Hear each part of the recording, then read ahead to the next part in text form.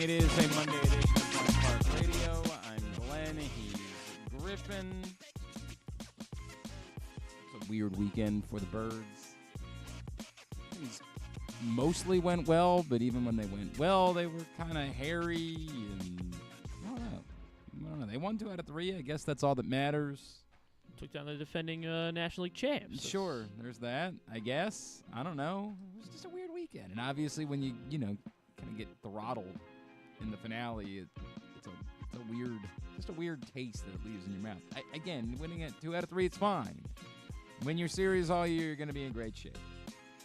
But as I was sitting down to do 3 up and 3 down this week, I'm like, there weren't really a lot of Orioles that had good weeks this week. There just weren't. It's a weird vibe. But keep winning games. That's all that matters. Got a lot to do today. It is a Monday edition of GCR. Today's show brought to you by Atman's Deli in Harbor Point. I've been screaming at you about it for the last couple of months. I can't imagine why you haven't checked it out yet. It's everything you love about the original Atman's Deli. Plus now they also have a full bar. The corned beef piled high, the deli sandwiches, the hot dogs, the bologna, all of it. At Atman's Deli in Harbor Point. AtmansDeli.com is the website for you to find out the latest and see daily specials. Jeremy Conn will join us a little bit later on. Our buddy Caleb Joseph will check in with us here in a bit. Former Orioles catcher as the Orioles open up a series with the Blue Jays tonight. Their first series of the year against Toronto right here in Baltimore. As far as man of the match was concerned, Friday night, I was there. It was a very weird game. Like you kind of freezing cold. It was miserable, miserably cold, like unpleasant. I actually at one point I tied the strings on my hoodie so tight around my face that I couldn't get it untied, and I was walking down the street back to my car, only being able to see out of one eye because I couldn't get my hoodie strings untied. But it is what it is. We got to add another star to Cole Irvin for his 4th straight. Where's the? Here, it's unreal. Where's the? I don't know where the marker is. You can find it and add that. It wasn't even like Cole Irvin was necessarily great on Friday, but he was certainly good enough, and nobody else really. I kept waiting for somebody else to do something else during the course of that game so I could let them be man of the match. I actually thought about making it Craig Kimbrel, just to see if I couldn't get people to flame and lose their minds because he came in a big spot and he got the job done, and I appreciated that. Well, you should have then. And then I wanted it to be Cano because he got the save, but he also gave up the double in the process, and it just sort of defaulted back to Cole Irvin when it was all said and done. So Cole Irvin becomes the first 4-time man of the match of the season, just as we all expected. Impressive stuff. Is exactly what we predicted before the year began. MVO leading candidate probably? No. Well, that's what the 4 stars mean. Right, I get it. I mean, the truth is it would be Adley Rutschman, but I don't know. He didn't have a great week either. And we got to add one to Jordan Westberg as well. Of course, on Saturday, Jordan Westberg, outstanding all game. So was Ryan Mountcastle, but Jordan Westberg, of course, coming up with the game-winning walk-off in the 11th inning. That ended up being the difference. So Jordan Westberg was man of the match, and he is now a 3-time man of the match this season. So there you go from this weekend. Cole Irvin and Jordan Westberg go back up on the board for the 4th and 3rd time, respectively. Very weird weekend. Just a very, very weird. I don't know why. Like it should be more pleasant to win 2 out of 3 games. And again, as I said before, a lot of that is the nature of how you lose the 3rd. And eternally, the feelings that you have about it. You win on Friday and Sunday, your feeling on Monday is a lot better because you won the most recent game. The most recent thing you saw was a butt kicking. The starting pitching was fine. Wasn't as good as it had been. No, that's the which is kind of impossible. Yes, correct. The standard was insane, and you realize it was going to require the Orioles to start winning some games, sort of more like they had won some games the last 2 years, which is like, hey, you're not always just going to race out to a lead and cruise from there. It doesn't work that way. But I don't know why there's not more pep in my step about the Orioles this weekend. There should be. They won the series, but there's just kind of not. And I think it goes to the when we get ready to do 3 up and 3 down, you really look at like the week that people had, and you're like, not a lot of good. Just not a lot of good this week. The starting pitching this time through the rotation was all okay. The bullpen had a couple of guys that performed well, but even the guys that performed well were putting runners on base and getting into danger. There was only one guy that hit all week. We'll get to it, obviously, a little bit later on. Like, it was a weird week. And they went 3-2, and that's fine. It's all fine. But this is how nice it is to be in Baltimore these days, is that like your expectations are so insanely high that a week that's fine kind of leaves a bad taste in your mouth. You're like, no, that's not good enough. It's supposed to be that everyone's doing well. I'm also writing my kind of quarter poll observations today for Pressbox. And it's weird because I acknowledge that the Orioles do have one of the better offenses in baseball, and yet, truth be told, I'm kind of disappointed by it. I am. I can't escape that. I don't give away everything that's in there, but I'll tell you that it's the thing that we've talked about a good bit. Well, yes, the Orioles lead all of baseball in home runs. They are currently tied for 17th with a .308 on-base percentage. In this millennium, no one has won a World Series with an on-base percentage that low. The lowest by a good bit were the 2014 Giants with a .311 on-base percentage. Only 3 teams this millennium have won a World Series with a sub-320 on-base percentage. Now, I get it. The World Series isn't going to be played tomorrow. There's plenty of time for that to be fixed. But the reliance on home runs, which, again, is okay because they hit a lot of home runs, is really starting to stand out. And the strikeout-to-walk rates are dreadful. Like, dreadful. There's only one team in all of baseball that walks less frequently than the Orioles do. The Chicago White Sox walk more often than the Orioles do. It's only the Marlins. They have the 3rd worst strikeout-to-walk ratio in all of baseball. Again, those things alone, they're individual stats, and you can find a lot of things when you dive into stats that are, it doesn't change the fact that they scored plenty of runs, and obviously they hit lots of home runs. But they're things that concern you, particularly considering this team was supposed to be built like those, Astros teams. So I'm not panicking about it. I'm not trying to pretend like that matters more than what a team's win-loss record is. And truth be told, the pitching has largely overcome whatever small issues they've had in terms of getting on base this season. But I do notice it. And another week that goes by where nobody's really hitting and nobody's really getting on base, again, this week besides one guy, this might be that tweet that all boys ever think about is sports and existential dread. Well, here we go. Hello. Sports and existential dread right here. I can't help but notice these things and say I don't think that's good enough. And the easy thing is to point out the guys that are struggling the most, right? Like Cedric Mullins is obviously struggling the most, and Colton Cowser of late is struggling the most. But it's not just them. Even the guys that are performing well aren't really getting on base when they're not hitting. Other than Anthony Santander.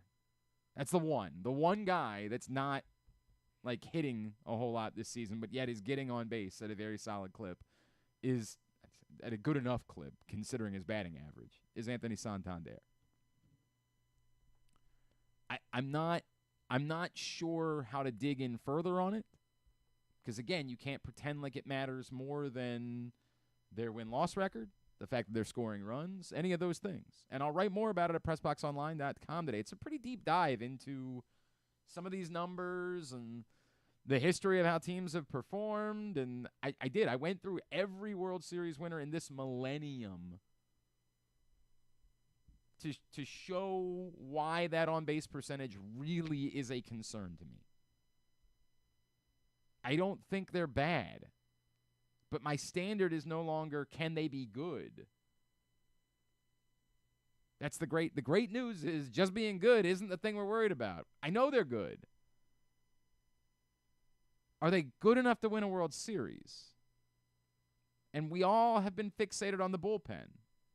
And yes, obviously over the weekend, Craig Kimbrel looked good in 2 appearances. They just weren't in save situations, but they were obviously both in very high leverage spots.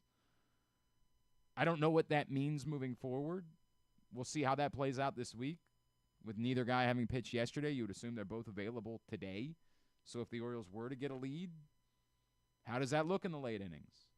I would continue to tell you that I would prefer to keep going back to Cano. Like, I want Cano to get every opportunity to nail down the opportunity to be the guy. I want that to continue myself. But, Brandon Hyde after the game on Friday wasn't committing to the idea that Craig Kimbrel wasn't his closer anymore. He just kind of used all the right buzzwords. Like, he wanted to reset him. He wanted to give him a different look. All that type of stuff that managers say in those spots. He said all of those things.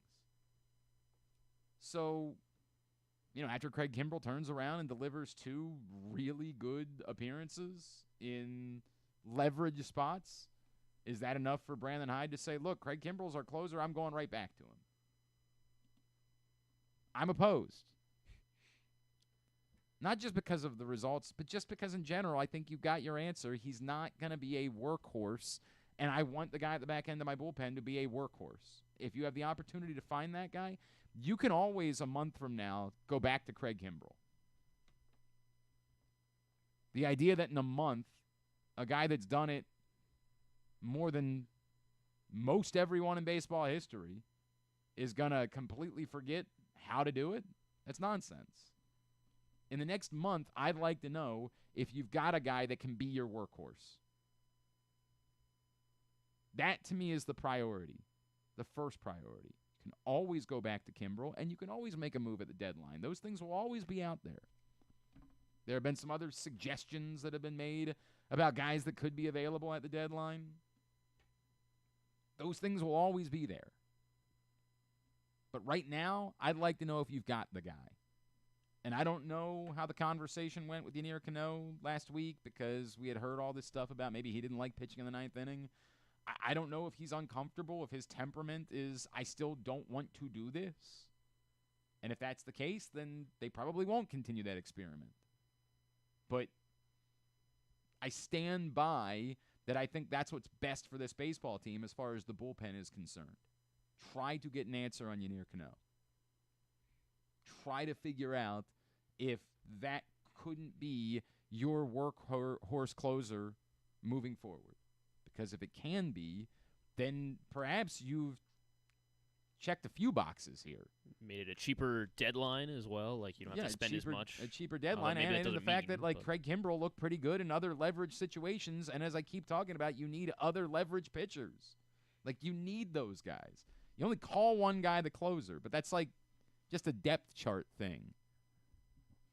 When you are talking about trying to win in the postseason, you need multiple leverage pitchers. When I say multiple closers. So if Craig Kimbrel continues to pitch well in other leverage spots that just don't happen to be the 9th inning, this sounds like check and check. 2 good things for your baseball team. So that's my opinion. I don't know what they're going to do. We only got to see one save situation over the course of the weekend.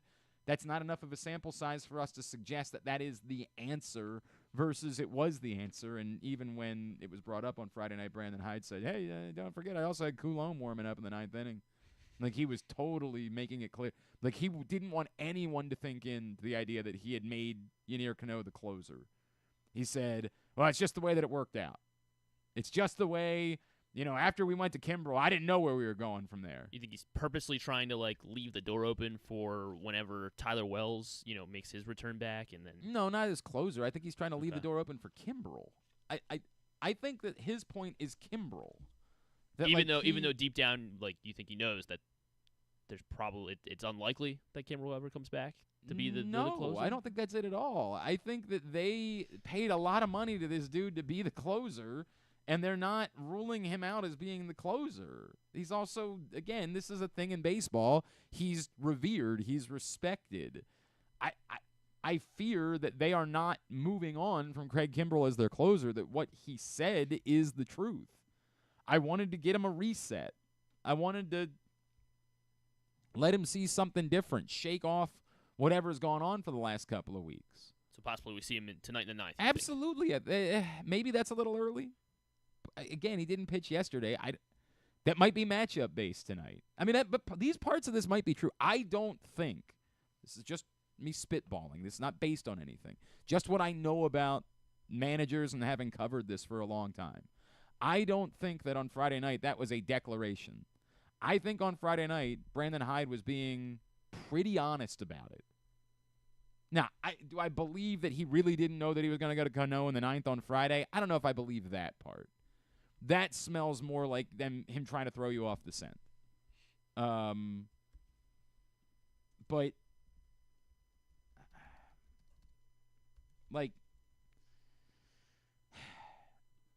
I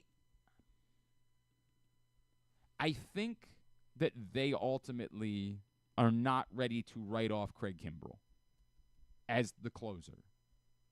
Whatever we feel about that. They spent a lot of money. He's respected. He's revered. I think that they believe he can close. I don't know how I feel about that. I certainly don't know how you feel about that. I would say I'd rather not continue the exercise.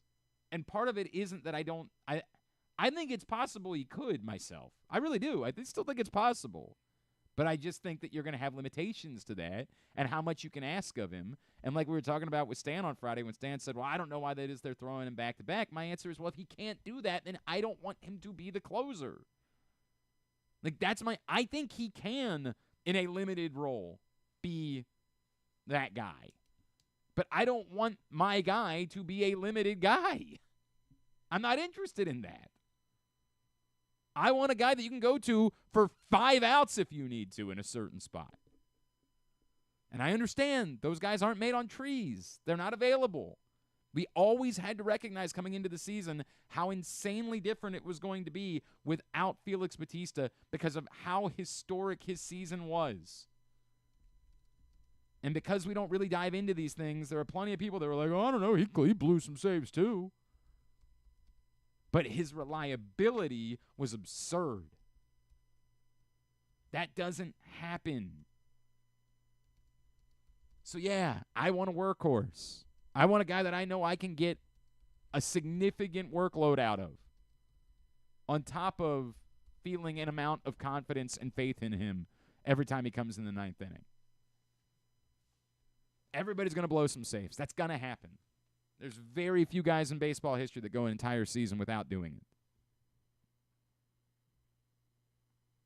But I want to know that I can go to that guy frequently, often.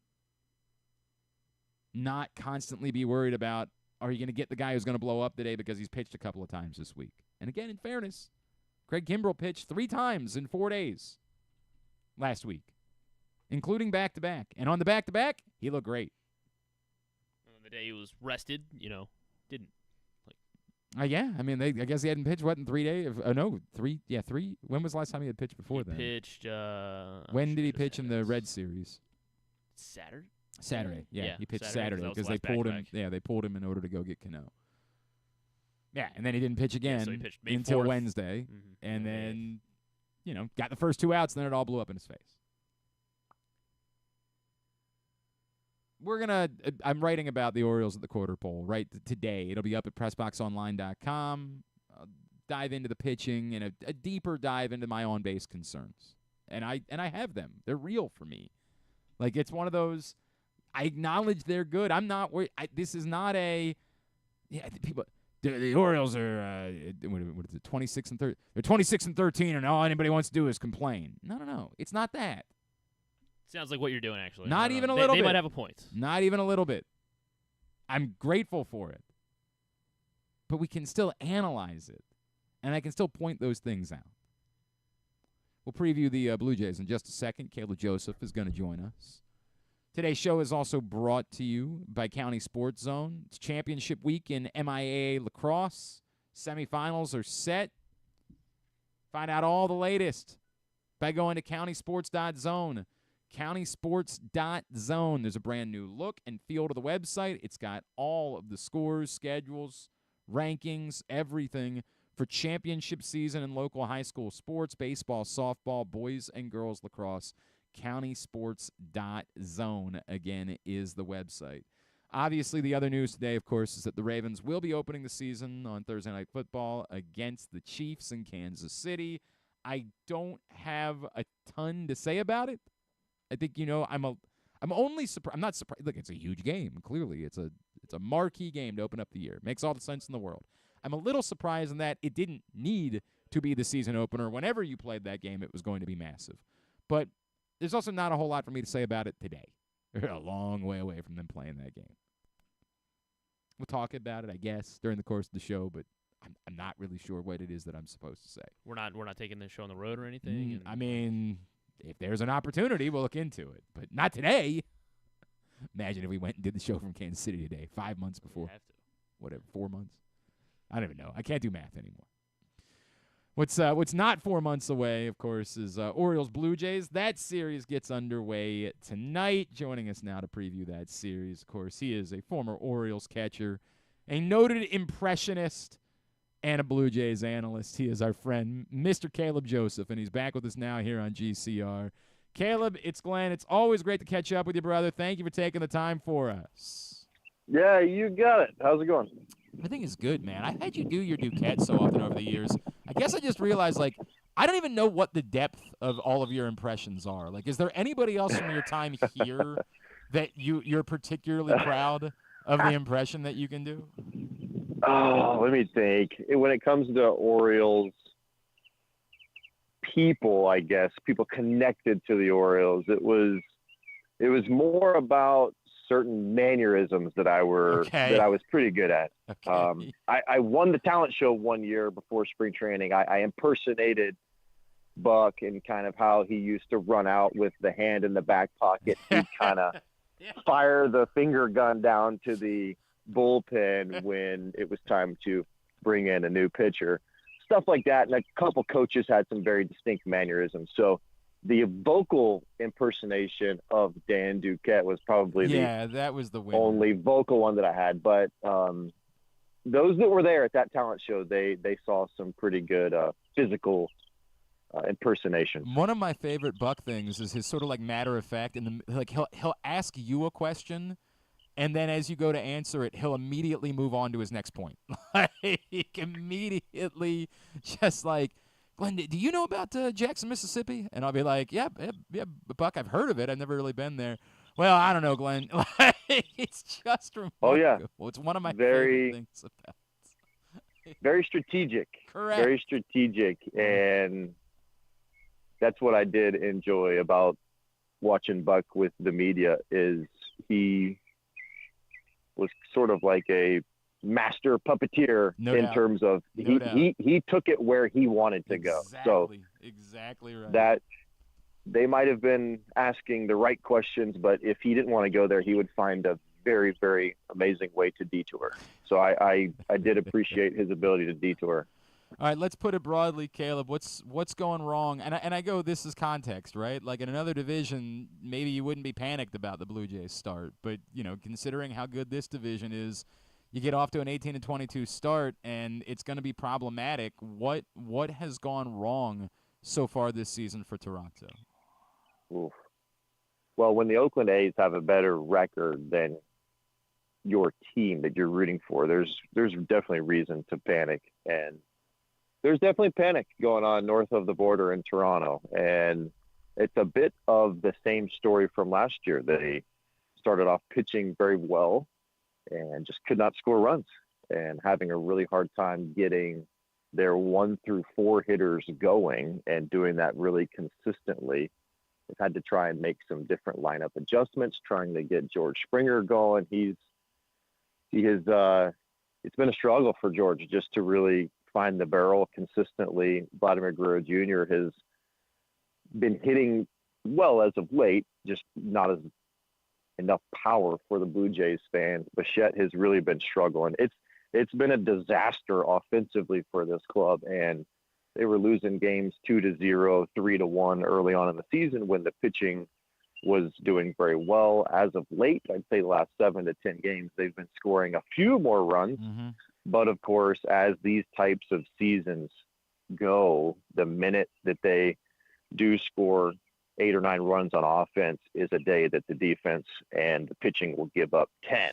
So they're in that rut, and I've been there as a player, and it is really tough that you got to try and find some consistency with your game, not asking for 10 runs a game, but they've got to find some consistency with that offense so that the pitching can just continue to take a breath and they don't feel like they have to go out and throw a shutout every single game. Like a Murphy's Law situation, to your point, Caleb. Yep. Is it teetering towards, hey, we're going to have to make some big decisions here at some point, or is it still too – I just wonder how maybe the last couple of the years impact the start this year and whether or not, like, hey, settle down, don't panic. You're 4 games under 500, and it's May 13th, or if it's starting to look like there are bigger picture issues and changes might have to come. Yeah, I think internally they're trying to hold steady with don't panic, we're in good shape. And I think that people outside of the organization are slowly starting to say, okay, if this is what it is, what are the next steps? And it's a bit scary to kind of think of because this organization has spent hundreds of millions of dollars to renovate that Rogers Center. And Right, it looks fantastic, but so there's a lot of kind of business decisions going on here as well. They need to put fans in the seats. Well, punting right after you've sold all of this amazing new upgrade with the stadium is a horrible look. And it's not as if they have guys that are performing amazingly that they can move and start to get a ton of nice pieces. So they're sort of stuck in this very odd position where they sort of have to go for it just because of the position they're in with the stadium, with certain guys and certain contracts. Yet if they keep going, they're 8.5 games out. Right. And that is tough. Like, you can't win it in May, but you can lose it in May. And so they're in a very, very odd spot. And there's a lot of talk going on in Toronto of what would a potential sell-off look like? Can they even sell off? Those questions are being raised. I do think they can turn it around and still make a run at it. But those questions are definitely being asked right now in Toronto. The great Caleb Joseph is with us here on GCR. It's weird to say these things, right? Because I keep coming back to Caleb, looking at this roster on paper and saying, I know they're better than this, right? Like, there's too many good baseball players there for this to be the case. But then at some point, am I just like reacting to those guys in name only? Like at one point, what is Kevin Biggio at this point? Like, what do we know that he is as a baseball player at this point? Yeah, it's reminds me a lot of 2015 in Baltimore. Okay. So of course in 2014 we won the AL East and it was a great season. We had quite a few players returning, very nice looking lineups, and we just struggled to get to 81 and 81. It was just a struggle, and I remember it being a season where we had high expectations. We didn't spend $270 million and go get a Shohei Ohtani-like player, but we made improvements. We did lose a couple players, but it's a very similar position, I think, that Toronto finds itself in right now. And it was just a struggle to get back to 81 and 81. And you do have an aging roster. I think it's the 4th or 5th oldest roster in baseball.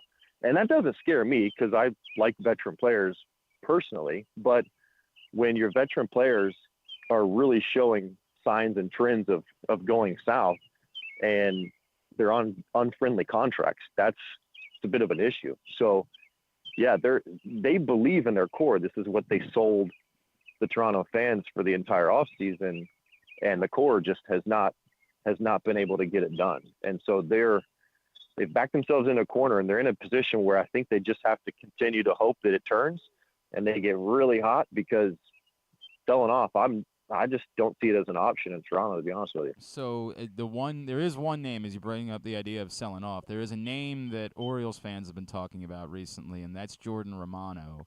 And, as you probably are aware, there's some concerns at the back end of the bullpen here in Baltimore. I look at Jordan Romano, I say, boy, yeah, I mean, he's certainly done it. He's checked the boxes. Then I pull up his numbers. I say, wow, he's given up a good amount of runs this season. What's the story there? So break down for me, like, what is Jordan Romano still that guy that if you were to try to rent him for the rest of the year, and again, I know we're a long way away from that, like, you could count on him as the guy that could deliver you for a team that's trying to win a World Series? Yeah, I think he could. He was injury plagued in spring training, and he got off to a slow start, was down in Florida and Dunedin working on getting healthy, and went to the minor leagues for one rehab outing, I believe, and then was basically sort of rushed back to the big leagues very quickly. And I know he was probably saying he was okay, and I think he was okay, but with very little spring training and only one minor league outing, even for a player that's been around for a little bit, that's a pretty quick turnaround. It's one thing to be in the middle of a season and be injured, say June 1st, and you're out for 10, 14 days, and then you go have one rehab appearance, and then you're good to go. That's totally different. But not having any sort of, not a regular spring training, that is. So I think he's kind of started behind the 8 ball this season. Okay. And the stuff looks good. He does, for me, get a little bit slider happy sometimes. And I do think that could be slightly part of the issue with this season, is getting a little too slider heavy. But the stuff is there, and mentality-wise, he's an animal. He's an absolute animal. And he's a very attractive piece, and you look at the career numbers, and he gets it done. It might not always look pretty. It might not always be 1, 2, 3 with 3 strikeouts, but he finds a way most times to get it done, and he kind of thrives in those big moments. Can I ask what you make of the situation the Orioles find themselves in with Craig Kimbrel, Caleb? Because it's a guy that obviously has earned every ounce of respect that he has, and the deference that you want to give him is significant. But it seems like it's between the end of last year in Philadelphia and now the start of this season, it's hard to not wonder if age is maybe catching up a little bit, and the workload, right, you just can't ask that much of him anymore. I know it's got to be a fine line for Brandon Hyde, right? Like, you want to show reverence and respect to a guy that's earned it, but you're trying to win a World Series, right? Yes. Like, that's the reality. Can you continue to count on it? Do you have to start thinking about maybe whether somebody else? I liked what I saw from Ynier Cano in the 9th inning the other night. How do you handle that as a baseball team? Yeah. Oh, man. This is one of the toughest things I think that an organization and a manager has to deal with. And I had a manager one time tell me, don't let a star fall on you. And holy smokes, when I thought about that more in depth, it's borderline genius. Yeah. Because you don't find yourself in these positions. You just mentioned Craig Kimbrel. He's top 10, I think, all times in saves, right? I mean, he's up there. Like, this is a very, very, very good closer. And you believe that the stuff is still there because the results were there last year. Yes, like you just mentioned, the World Series was a bit of a fall off. But if I was the Orioles, I'd be thinking, man, he just mechanically was out of sync for 2 or 3 straight games there. That's it. Life was still good, and you believe in it. But at the end of the day, when you sign him to a deal and it's not happening, it's a very, very difficult position, because you obviously believe it's there and would be there. Otherwise, you wouldn't sign the player.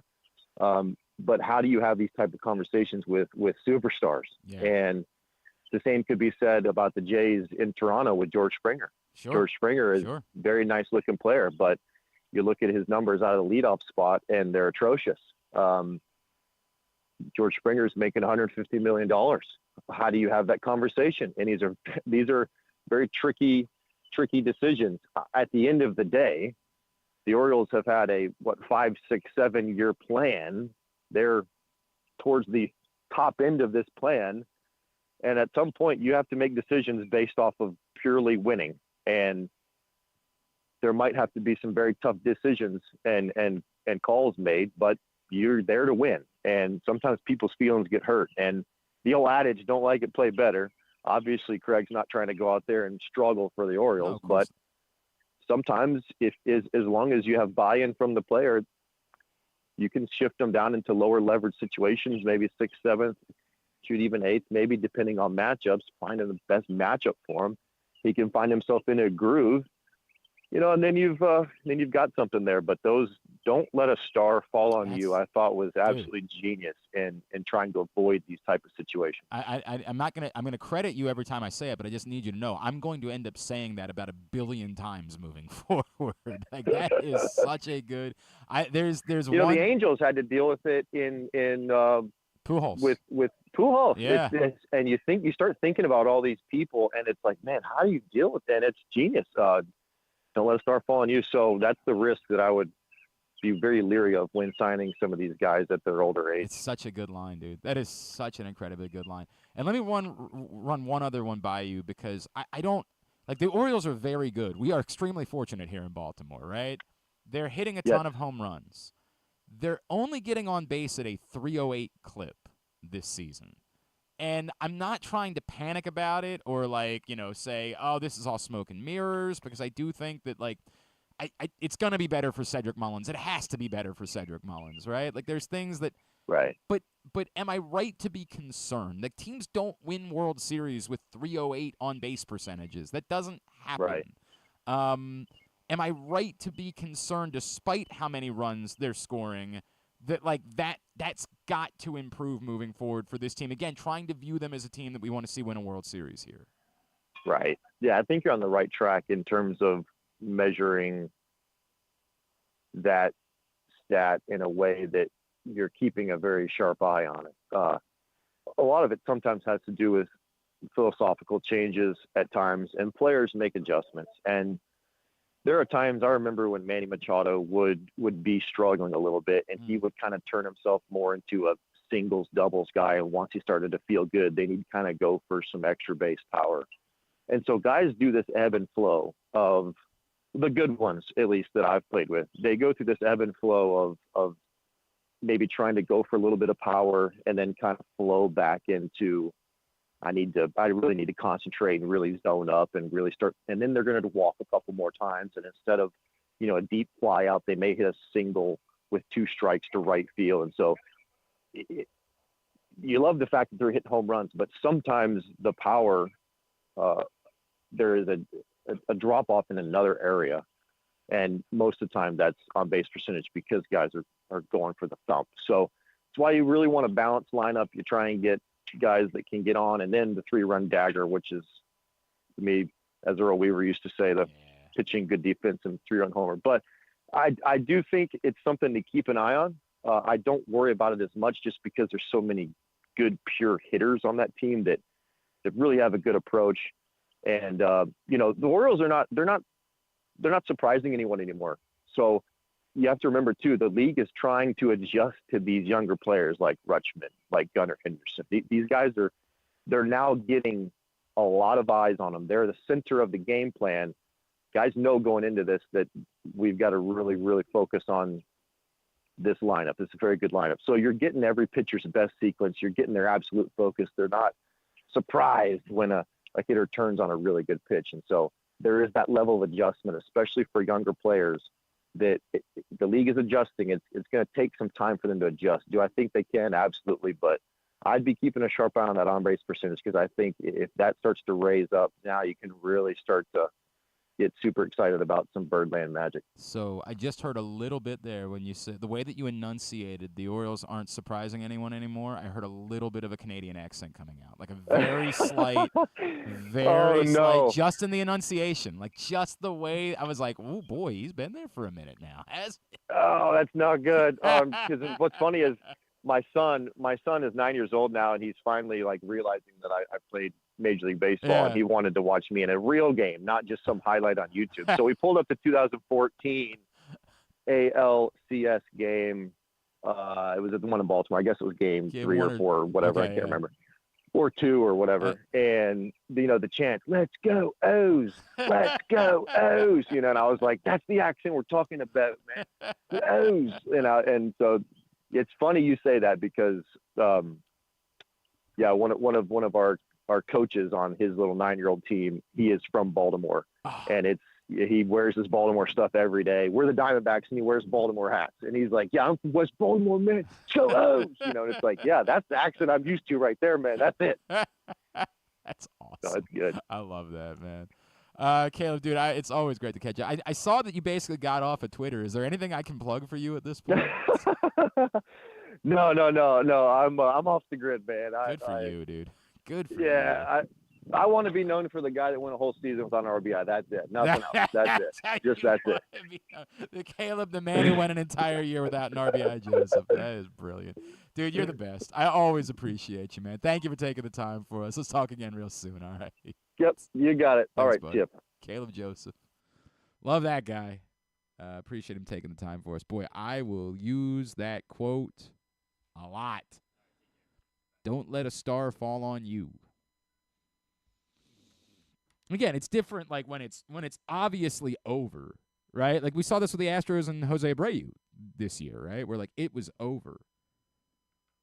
But that was obvious. It's not obvious with Craig Kimbrel that it's over. It's not. So it makes it more complicated.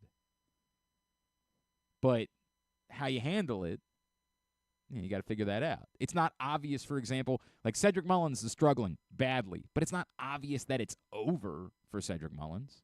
He's just struggling and still playing a level of defense to center field that every time somebody else runs out to center field, you're like, right, yeah, we're going to have to gun.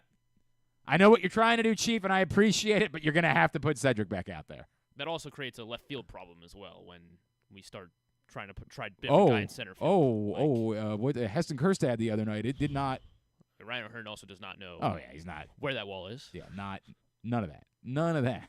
It is a tough left field. Yes. But and again, I appreciate that Brandon High was trying to recognize that Cedric Mullins similarly could probably use a reset at this point, but, like, this is the issue. The issue is that's a very important position on the field, and there's one guy that you count on significantly. Also part of the problem, Colton Cowser's not hitting either. So, like, and now we're, asking him when's Austin Hayes coming back? And it's like, that's where you're at, right?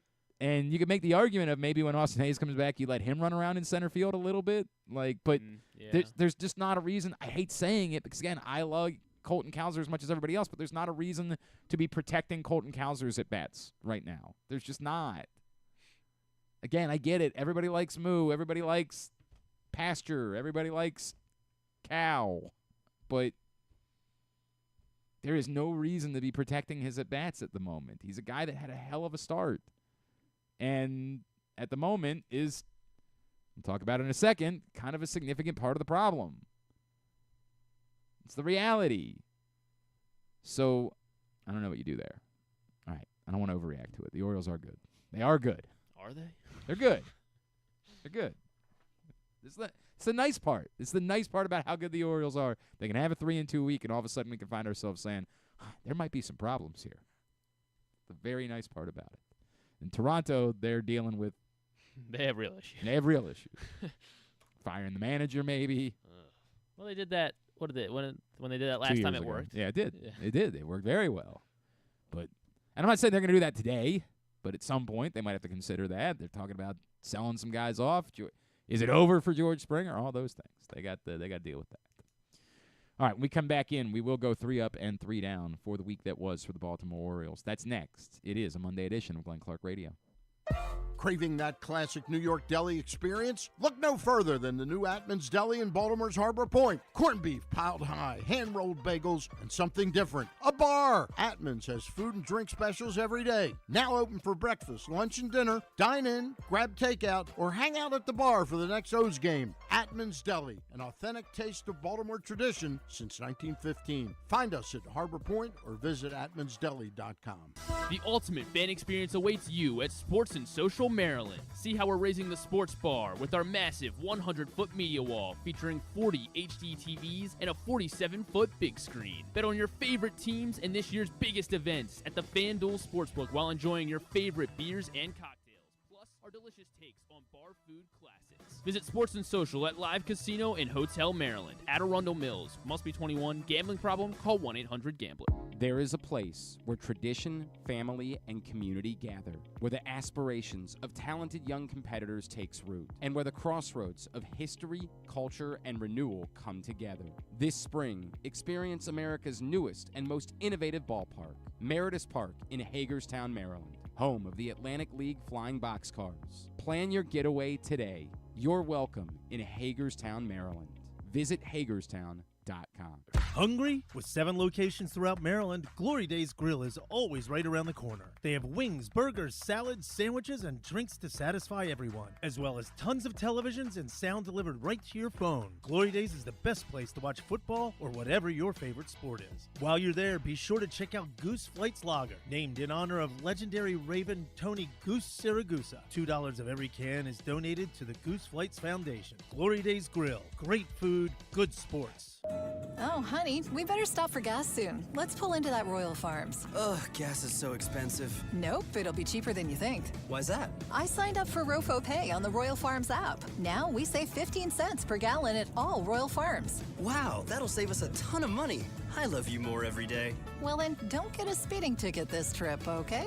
Sign up for Rofo Rewards and upgrade to Rofo Pay and save 15 cents a gallon on gas for a limited time. Real fresh, real fast. Royal Farms. The Toyota Tacoma comes in a range of models and trim lines, so you can choose the perfect Tacoma to reflect your unique personality and driving habits. Check out buyatoyota.com for deals on new Tacomas from your local Toyota dealer today. Gambling can be a fun and entertaining experience, but there are risks involved. If you're planning on betting on the game at the casino or on your phone or computer, know your limit, stay within it. Set a budget and a time to stop. Remember, gambling isn't a financial solution, and it doesn't mix well with alcohol or drugs. Know the risks and have a plan before you begin gambling. For free and confidential services, call 1-800-GAMBLER 24/7 or go to helpmygamblingproblem.org. What company has the expertise to make your home healthier by purifying your air and killing all viruses, allergens, and bacteria? A.J. Michaels, Heating and Air Conditioning in Baltimore and Annapolis. AJMichaels.com. Coming back in here with Glenn and the other guy, Garrett, whatever his name is. You know who they are. Yeah, I really don't have much more to say about the Ravens-Chiefs thing. Like, I just don't, man. That's the game. Now we know it. The rest of the schedule will be announced. Exciting. I guess. Football season's almost here. Not really. The rest of the schedule is going to be announced Wednesday night on NFL Network, although I guess they'll probably do what they've done in the last couple of years, or they'll start trickling out. Or something's going to get revealed later today. Yeah, like maybe the first Monday night football game, the first Sunday night football game. One of Thanksgiving by tomorrow. Yeah, like I just feel like that's the way that it's going to go. Hopefully the Chargers give us some good content for their schedule release, and I would appreciate that. Are we doing? By the way, what's the deal with something? Proctor? What's the deal? Oh yeah, there? I think we're gonna try it later this week. Okay. All right. I think we're gonna aim for Wednesday. That would be fun. Wednesday, you say? All right. Force Drew to do like it. hell, you say? Yeah. All right. Well, I'm in favor of that. I'll look forward to it. Again, that's not one that we did as a bet. We're just gonna try it. Like, it's just the way that it's gonna go. Do I we realized have, I did. Do we did need? tell you. Does it have to be a Sonic, or can we just go get a Dr. Pepper? Oh, anywhere? a Sonic Dr. Pepper. That's no, where. That's his video that he sent was like. If there's gonna be like 4 of us, then I'm thinking a woman from Sonic, like worked at a Sonic, was like, "Why does everybody keep coming here and ordering pickles with their Dr. Pepper?" Like that was the video. I mean, I don't think there's anything I don't special think we about a have to. Sonic Dr. Pepper, right? Like I think it's pretty Not much that I just the know same of. Dr. Pepper as you can get anywhere else. So yeah, I don't find myself inclined to have to get a Sonic Dr. Pepper. Anyway.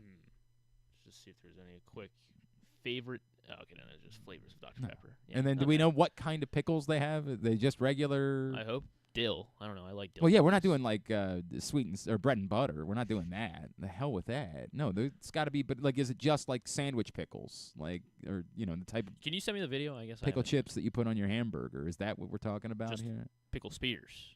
I don't think it's pickle spears. I haven't think seen the that's video. I have not seen the video. All right, I'll get you the video. I'm doing this all by word of mouth. I'll get you the video. We'll work on that. You can also scour the internet for other ideas about Well, I these mean, pickles and Dr. you've Pepper. painted a pretty good picture for me. It's just one video. I think it's a whole thing though that like has happened on the internet recently, and so we gotta work on that. All right. Anyway, we'll look forward to that. We'll do it on Wednesday. Excellent. Now, in the meantime, Should we make a side bet on the rest of the Ravens schedule? no.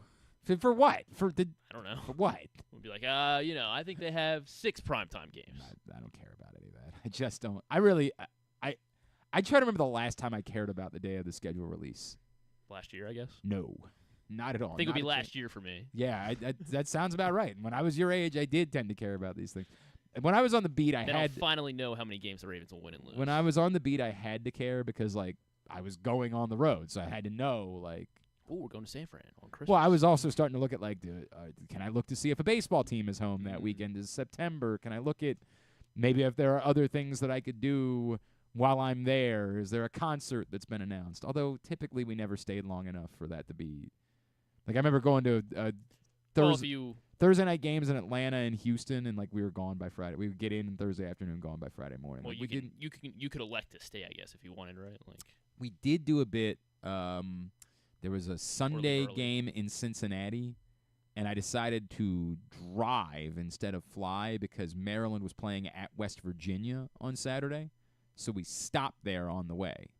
We drove to the Maryland-West Virginia game, and then drove on to Cincinnati on Saturday night, and then drove all the way back on Sunday night. I had a buddy go with me. We had a great time. They beat West Virginia? They did not. They did not. I want to say this was maybe even a Tavon Austin team. Steve Slayton, at least. Like this was there was some real talent on this West. I don't know what year this would have been, 09 or 10, one of those 2 years, because those are the only 2 years that I traveled with the Ravens. Maryland, West Virginia football. There's a whole Wikipedia page on the Maryland, West Virginia. They used to play each other a lot. Like it used to be a pretty common.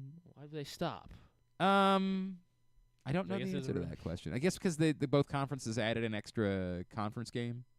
Oh. So you don't get 4 non-conference games anymore. You only get 3. Stretch from 04 to 2012, West Virginia did not lose. Yeah. Oh no, that's definitely it. But it was either. It had to be 2010. Yeah, it had to be 2010. 2010 they in Morgantown. Yes. And who was on that? Who was on that West Virginia team? Let's. Was it a Pat White team? Was it a 2010? I feel like that was post Pat White. Dude, it's hard for me to remember.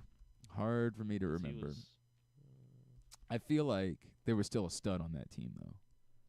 I want to say. I could be wrong, but I feel like there still was. You gotta. I'm looking. Uh-huh. Why the Wikipedia does not have the roster. I'll just no. I'll go back. And for grab God's the sakes. roster. I'll always clean up after you. No. Come on. Just give me one more chance. Always happy to come in here and solve this problem. Okay, wait. There we go. I got Geno Smith. Geno Smith was the quarterback. Noel Devine. Tavon Austin was. And Tavon Austin was indeed on that team. Sophomore year. Yeah, didn't go. John Basler. I don't know John. Who's John? FSK kid. Francis Scott Key. If you say so. Terrence Garvin, Baltimore's own, who also ended up playing in the NFL, played with the Steelers for a bit, was on that defense. Oh, another Winners Mill kid, Jeff Braun. A lot of O-linemen from Carroll County. I mean, Carroll County are not making the O-linemen like they used to, I guess. 31-17. 31. It was not a pleasant day. I think the Ravens won the next day, though. I think the whole trip. Tavon Austin. Oh, and Stedman Bailey was on that team, too. Jesus, they were loaded. West Virginia was up 28-0 in that game. Oh, man. Yeah. It's not a pleasant day. Torrey Smith had 2 touchdown catches. So there was that. That was fun, probably, in the fourth quarter when they were. I don't remember this at all. My buddy Travis Baltz tried a field goal in that game. So Travis Baltz was the punter for that team and is still a friend of ours to this day. Travis Baltz gets into all of our, he does the bowl pick'ems. He does the NCAA tournament, bracket contests. Whenever we do a charity thing, Travis Baltz, who was a punter at Maryland for years, always gets in on them. Love Travis Baltz, one of my favorite people. I do not remember him trying a field goal. Now I'm going to find out he might have been the primary kicker that season. I just don't have no recollection of You it. just blacked out every time the field goal unit went out there. I also remember the West Virginia press box in 2010 still had mellow yellow soda, and I helped myself to quite a bit of it that day, which was unpleasant because we still had to drive to Cincinnati afterwards. And then I also remember there was a row of alums or donors that they sat in the press box. That can't be. And they were cheering and hooting and hollering the whole time. It was very weird. That happened weird. at JMU one time. Very when Towson weird. went to JMU. Very weird bit. They were on, like, the camera deck with us. It was annoying. I don't know. All right. Anyway, I don't know how we got They into that. shouldn't have been Oh, there. yeah, the road trip, because I don't know when it came. I saw somebody tweet this morning because I was still groggy as I was waking up and seeing the news about the Ravens-Chiefs game, and I wish I could remember who tweeted it. I'm sorry. I apologize to whoever it was that tweeted this. And it's not verbatim. It went something along the lines of, "Oh, great. Now if the Ravens lose, all we'll hear about all season is how nothing else matters because they lost to the Chiefs. And if the Ravens win, all we hear about all season is how that doesn't matter because it wasn't in the playoffs." It was like, So it's lose-lose. Kind of is. Kind of weirdly is, right? Right, fourth preseason game. All right, so what? No, probably not going to treat it like that. No. It does. I understood the point that was being made, and it was like, damn, that's probably true. That's a giant bummer. Giant bummer. All right, let's go 3 Up and 3 Down. 3 Up and 3 Down is brought to you this week by the print issue of Press Box, which is still available right now for free at your neighborhood Royal Farms, any of the hundreds of locations around town where you find Press Box. You can read it all at PressBoxOnline.com.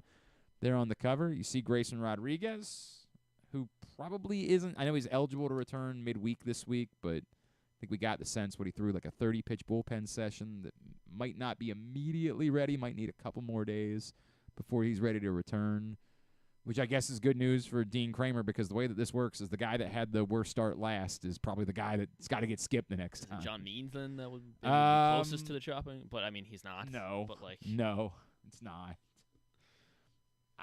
Corbin Burns lets up 3 runs in 5 innings. Tonight, Like, and he's out. He's out. That's the way it goes, man. Got to go to the bullpen. Sorry. Too many pitchers. But, yeah, go get that print issue of Press Box right now for free.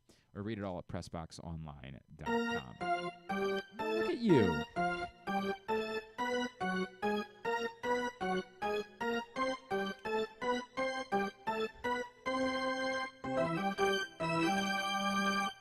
Three up.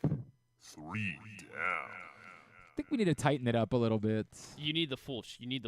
Yeah, Oregon chant. I don't know. I think don't know. I think that's. I don't know. It's fine. I don't love it, is what I would say. I don't love it. We'll work on that. You'll love it one day. I don't know if I will. I don't Yeah, know you if I will. I think you will. All right, 3 up and 3 down for the week. Obviously, 3 Orioles who deserve the most praise, 3 Orioles who deserve the most criticism for the week that was as they went 3-2 against the Nationals and the Diamondbacks. We always try to start on the positive front, so I begin my 3 up. Yeah, I really wanted to include a starting pitch. Like, it was a really difficult for a week in which, again, they were over 500. It was a difficult week in order to pick guys for 3 up and 3 down, in part because the standard for the starting pitching has been so insanely high. I still decided to put Cole Irvin, and it was a debate between Cole Irvin and Kyle Bradish, right? Like, which way do you go? Kyle Bradish only went 5 innings and threw 90 pitches in the process, so, like, it wasn't even that he necessarily got pulled early. Cole Irvin, part of it is the start Friday night start. Again, in context, Friday night it was, I guess, his worst start of his last 4. But that's a statement about how good Cole Irvin starts have been recently. So, wasn't brilliant, but was certainly good enough.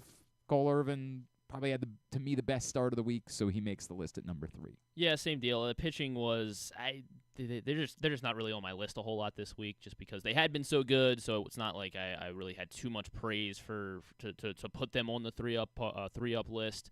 So I did have one pitcher, and I decided to go with Yennier Cano right here. He was, he's been great all season. He's been Yennier Cano, and he's been the best part of the bullpen And you know that when Yennier Cano comes into the game, it means it's time to go win a ball game, and that's what's been happening with Yennier Cano. So he is my number 3 again. 3 appearances, didn't allow a run. It's just he's number 2 on standard. He's number 2 on my list. With the caveat being that he did put some guys on base, and that a leadoff double in the 9th inning is problematic because it allows a team the ability to try to move that runner over and score a run without. He was trying to prove that he can be put in, an extra inning. I guess. It's weird because I thought about Craig Kimbrel for this list based on how good the weekend was, but you just can't ignore what happened last Wednesday. Like, you can't pick and choose. When the team has a bad week, maybe you could pick and choose and say, well, this wasn't. Yennier Cano was number 2 for me, and it had a lot to do with being put in that spot and handling it. So, was he brilliant? No, 4 base runners in 2 2/3 innings is not brilliant, but he got the job done at a time where the Orioles really needed him to step up and, kind of show that he can be that guy. So I appreciated that. Yennier Cano is my number 2. Yeah, and even though it was a down week for offense, Gunnar has still been Gunnar, and he's my number 2. I mean, he's still hitting home runs. When they win ball games, it's because Gunnar is involved, and he drives in runs, he scores runs, and he hit 2 more home runs this week. And and the defense. I mean, he's just unbelievable. He's playing now that the Orioles don't have a left fielder. He's essentially playing left field now. Like it's unbelievable. Just everything that he brings to both sides of the plate. So Gunnar Henderson's my number 2. Yeah, I don't think that's deserved. I think that's like hey, it's a really bad week, so like I can't make the argument for Gunnar. And it's again, I don't think that he's a problem, but I just can't. It's hard for me to argue, another starting pitcher to put over Gunnar. I mean, I think they're, how the starting pitching had been doing, and then this week was a little bit down. I think that resetting the standard is tough. It's not fair to say you can't put somebody on the list because the standard was so high. This is the problem with for me with putting Gunnar on the list is that you're still looking at a week where it's 2 walks and 5 strikeouts. On top of going 5 for 20. Which was the second best average on the team. I understand that. It's a statement about how bad the team hit this week. But, it's a... It feels like I'm being too critical of Gunnar Henderson. Gunnar Henderson certainly was helpful in moments. But the reliance on home runs to me is starting to maybe veer into problematic territory. And the fact that it hasn't yet, it's Gunnar's not your main producer not of that. Not fully it hasn't, but it's just starting to veer into that. I couldn't put him on the list. Look, there was one guy this week that had a really good offensive week. Jordan Westburg was the obvious choice. There was no debate this week. I sent out a tweet on Saturday that I think a couple people took as being a shot at Colton Cowser. It's not that. I get why people like mooing. I get it. I'm not. Moo. I understand it. But Jordan Westburg's the guy that we should be doing chants for and wearing costumes. Jordan Westburg has been awesome. Absolutely outstanding. Colton Cowser, it's been rough. Real rough. So, I mean, I don't know what else there is to say about Jordan Westburg. He just had an absolutely phenomenal week, 8 for 19 with 4 doubles, 4 RBI, and just 3 strikeouts to go along with 2 walks. It was an outstanding week for Jordan Westburg, and he plays insanely high-level defense, despite the fact that he's been asked to play 2 positions. Now, it looks like they're just sort of settling in and saying, hey, you're going to be the third baseman, and it looks like Jorge Mateo is going to be the second baseman until Jackson Holiday were to return. But God, Jordan Westburg is good, man. That guy is a difference maker. Jordan Westburg was the obvious choice. Yeah, this week. I'm just mad. I didn't add him in fantasy quick enough, and I would be about a month late now, but it was early April when I was thinking about it, and then I just hesitated too much. Way to Somebody go. else got him, and way to go, jerk. Yeah, Jordan Westburg, unbelievable. I don't know what you call that clutch gene, but he seems to have it. He comes through with a hit whenever you freaking need it, and Jordan Westburg, a lot of fun to watch. Obviously the walk-off on Saturday. All right, the 3 down, and a lot of people are going to be fortunate that they didn't. Again, they went 3-2 this week, and yet it was way easier to find guys for the down list than it was to find guys for the up list. I ended up going with all 3 offensive players, and one of whom, admittedly, is the victim probably of his own success. Adley Rutschman is number 3 on down. It was a rough week for Adley Rutschman, 4 for 22. No walks, 4 strikeouts. And part of his being included on this list was me, again, looking at that walk-to-strikeout rate as I was writing my quarter pole column last night. It's a problem. It's a problem. And Adley Rutschman's the guy that it's not supposed to be a problem for, right? Adley Rutschman's the guy that I was tweeting, hey, sex is great and all, but have you ever watched Adley Rutschman working at bat? So, the bummer of a week. Just a bummer of a week in which he got on base at a 182 clip. When I'm talking about the problems with on-base percentage, I can't ignore it or pretend like it's not happening. I still think overall he's been this team's MVP so far this season. But it was a rough week, and as a lot of people pointed out in the National Series, the throws weren't good either. So I can't pretend like that's not happening. I'm not down on Adley Rutschman on the whole, but it was a down week for him. It was a down week.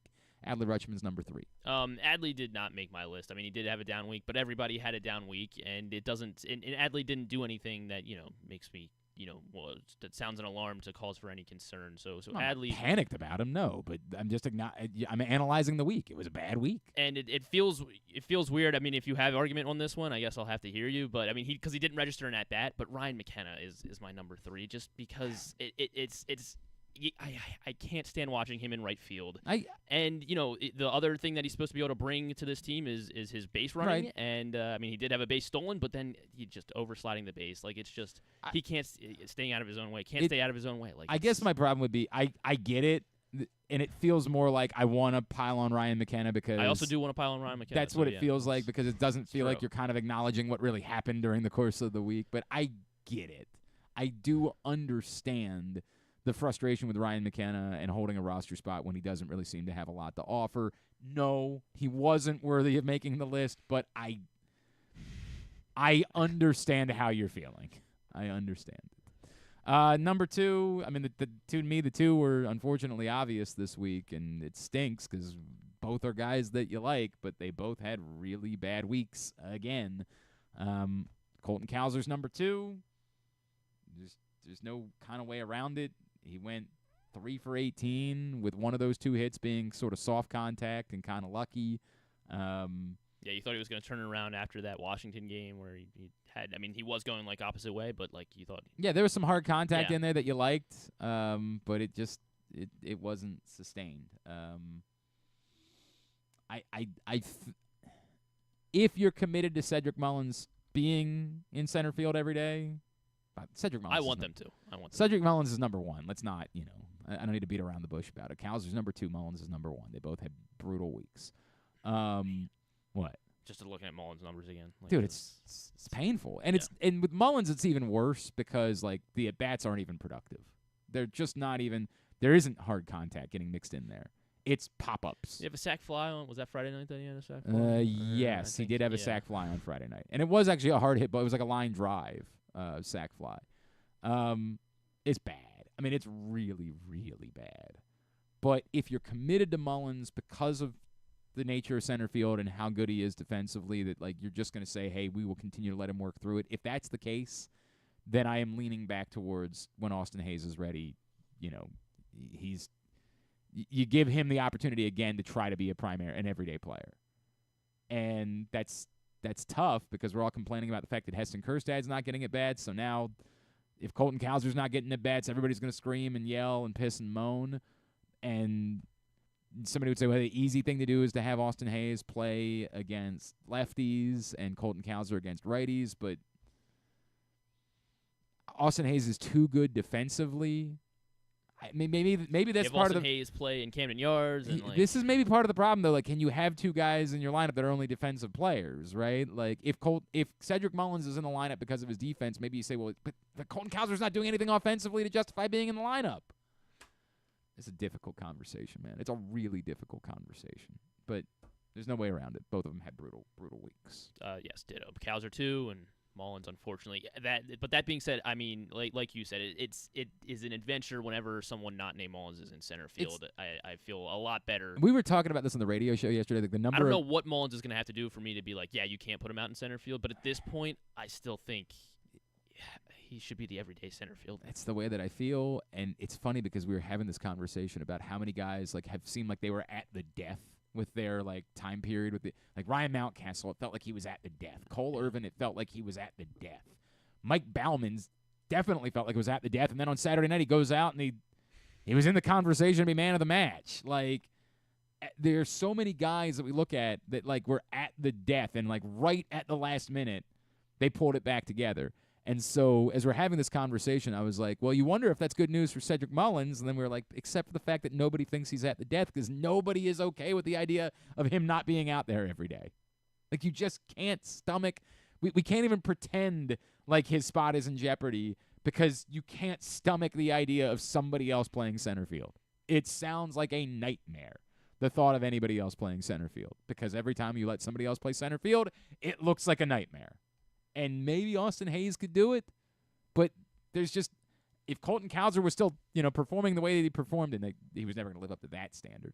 But like if he was still performing at a high level, you could make that argument of okay, when Hayes comes back, let Cowser stay in left field and see if Hayes can't run around in center field and see what it looks like. But there's just you don't feel inclined at the moment to do anything to protect Colton Cowser's at bats. We'll see.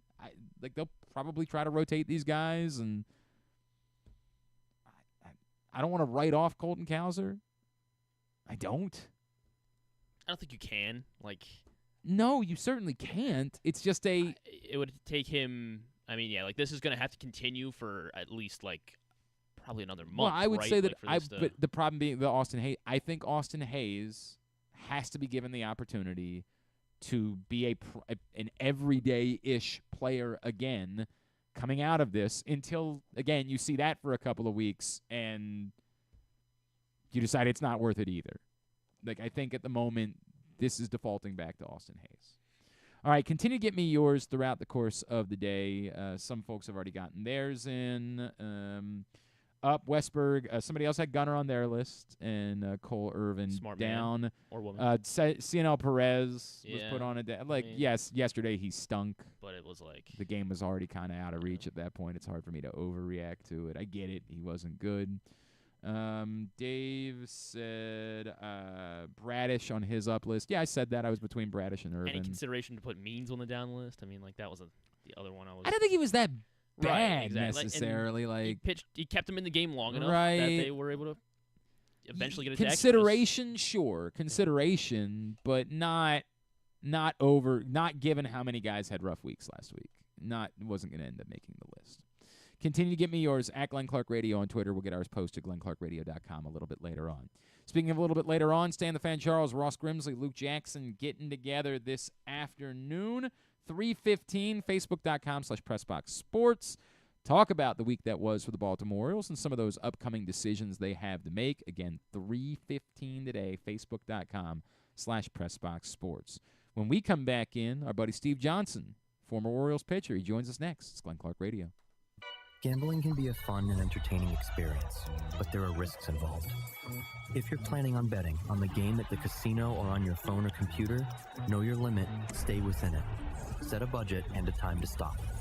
Remember, gambling isn't a financial solution, and it doesn't mix well with alcohol or drugs. Know the risks and have a plan before you begin gambling. For free and confidential services, call 1-800-GAMBLER 24/7 or go to helpmygamblingproblem.org. Discover one of Baltimore's hidden gems at Guilford Hall Brewery. Enjoy dinner in our spacious brew pub, sip a signature cocktail in our outdoor dog-friendly beer garden, or take a tour of our brewery. Discover your new favorite local craft beer. From crisp lagers to hoppy ales, there's something for everyone to enjoy. Pair your brew with delicious appetizers and entrees. There are options for the whole family, but you have to try our fan-favorite giant pretzel. Guilford Hall Brewery, where every sip is a celebration. Visit us online at guilfordhall.com.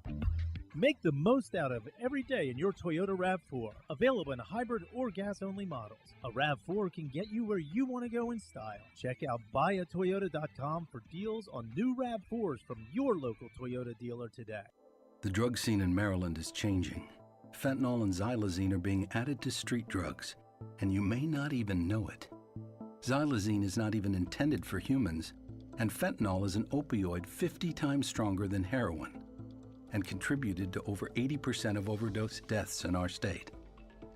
Anyone who uses drugs, even occasionally, is at risk of overdose. To learn more, visit stopoverdose.maryland.gov or call or text 988.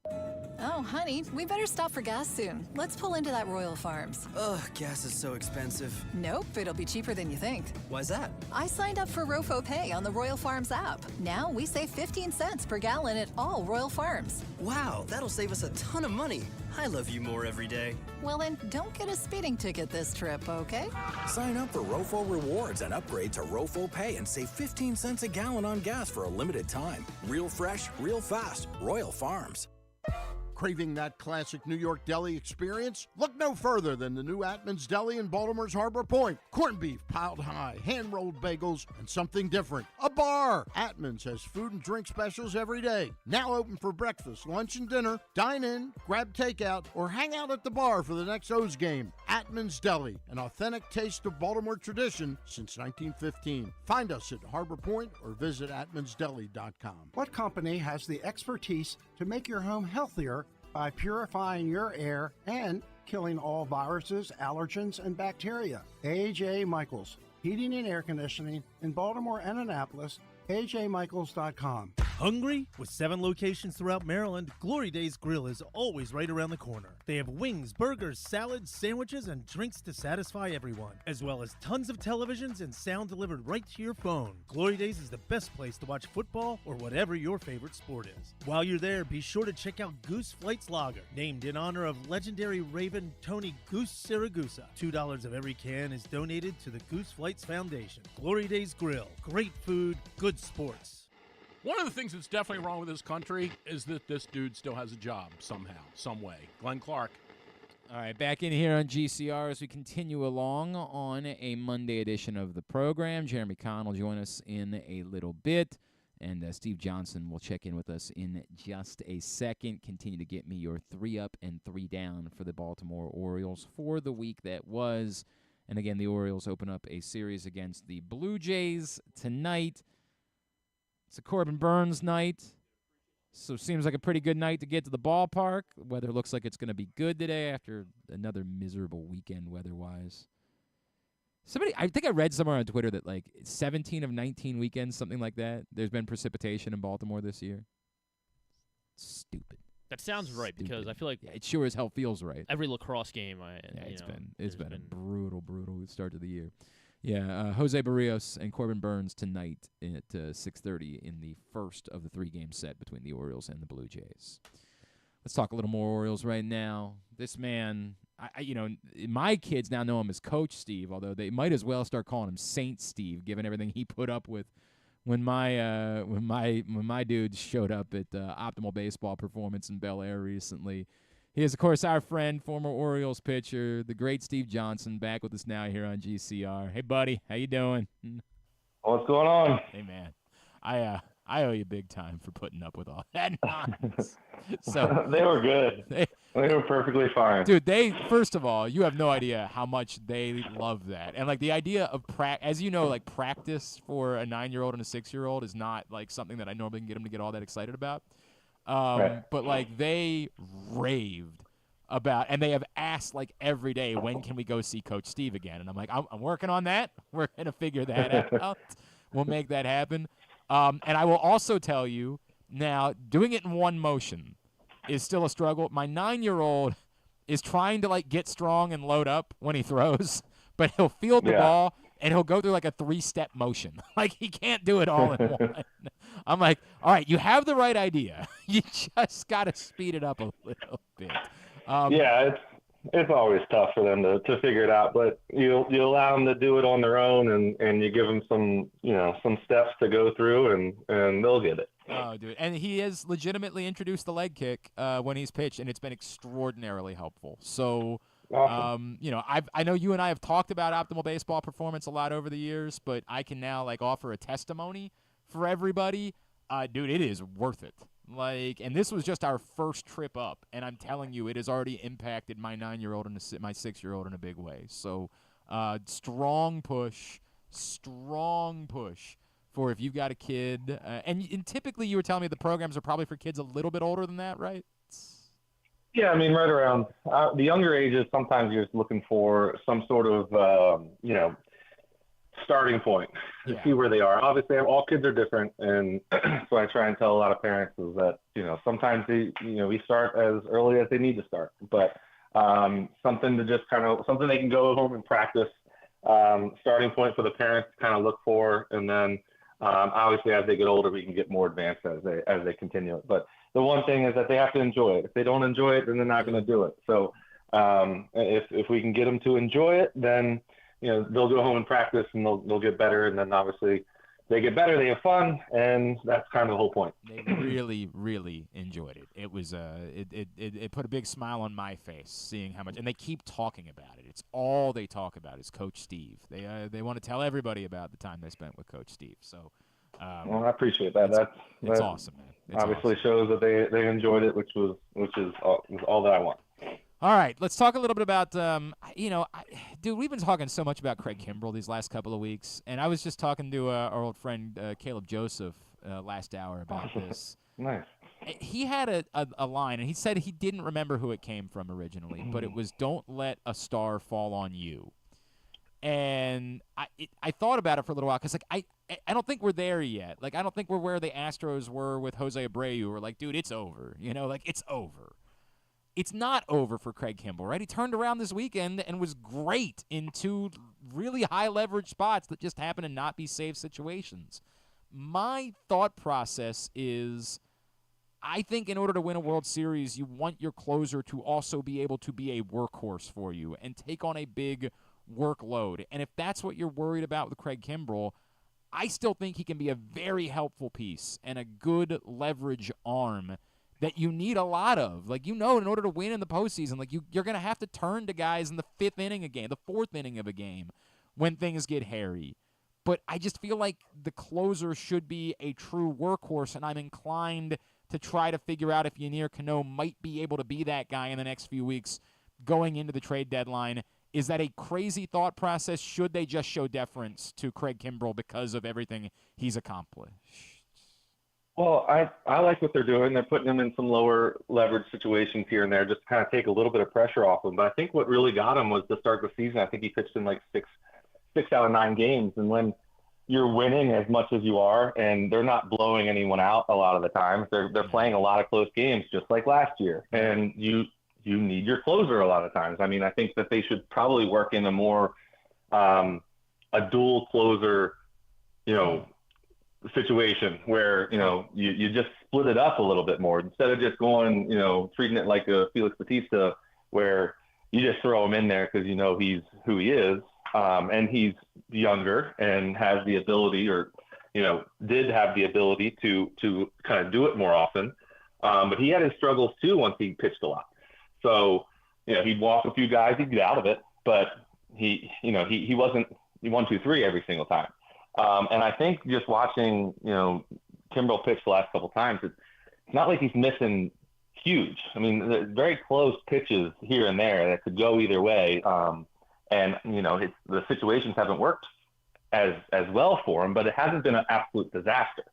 And that's kind of where I am with it. I know everyone's kind of freaking out, sure, but I think for him being an older closer, and then for the situations he was put in, he just had a lot early on in the season, and that's going to probably continue. So I think if they are able to kind of split the role more, and I think that's probably going to serve them better, kind of like what they did at the end of last year, where when Batista went out, they kind of split up the roles a little bit, keep guys fresh. But the unfortunate part is they keep winning and they keep playing close games, which at the end of the day is awesome. But that just means you have more, situations that pop up on a nightly basis, which, it's really hard. And I think people underestimate how hard it is to even pitch back to back.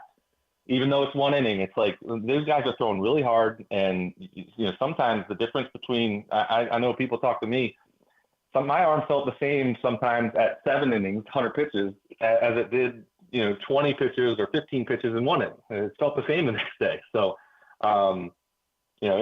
it's not easy going out there back-to-backs or 3 out of 4, sometimes what these guys are doing.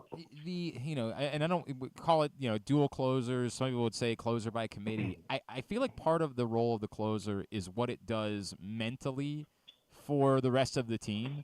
I've talked about this with a number of guys, like the idea that, hey, we genuinely feel like we only have to win 8 innings. Like the game, we are confident the game is shortened at that point. Does that change at all if you don't just have the guy and instead you're using different guys in the 9th inning? Does it have any mental impact on the team at all?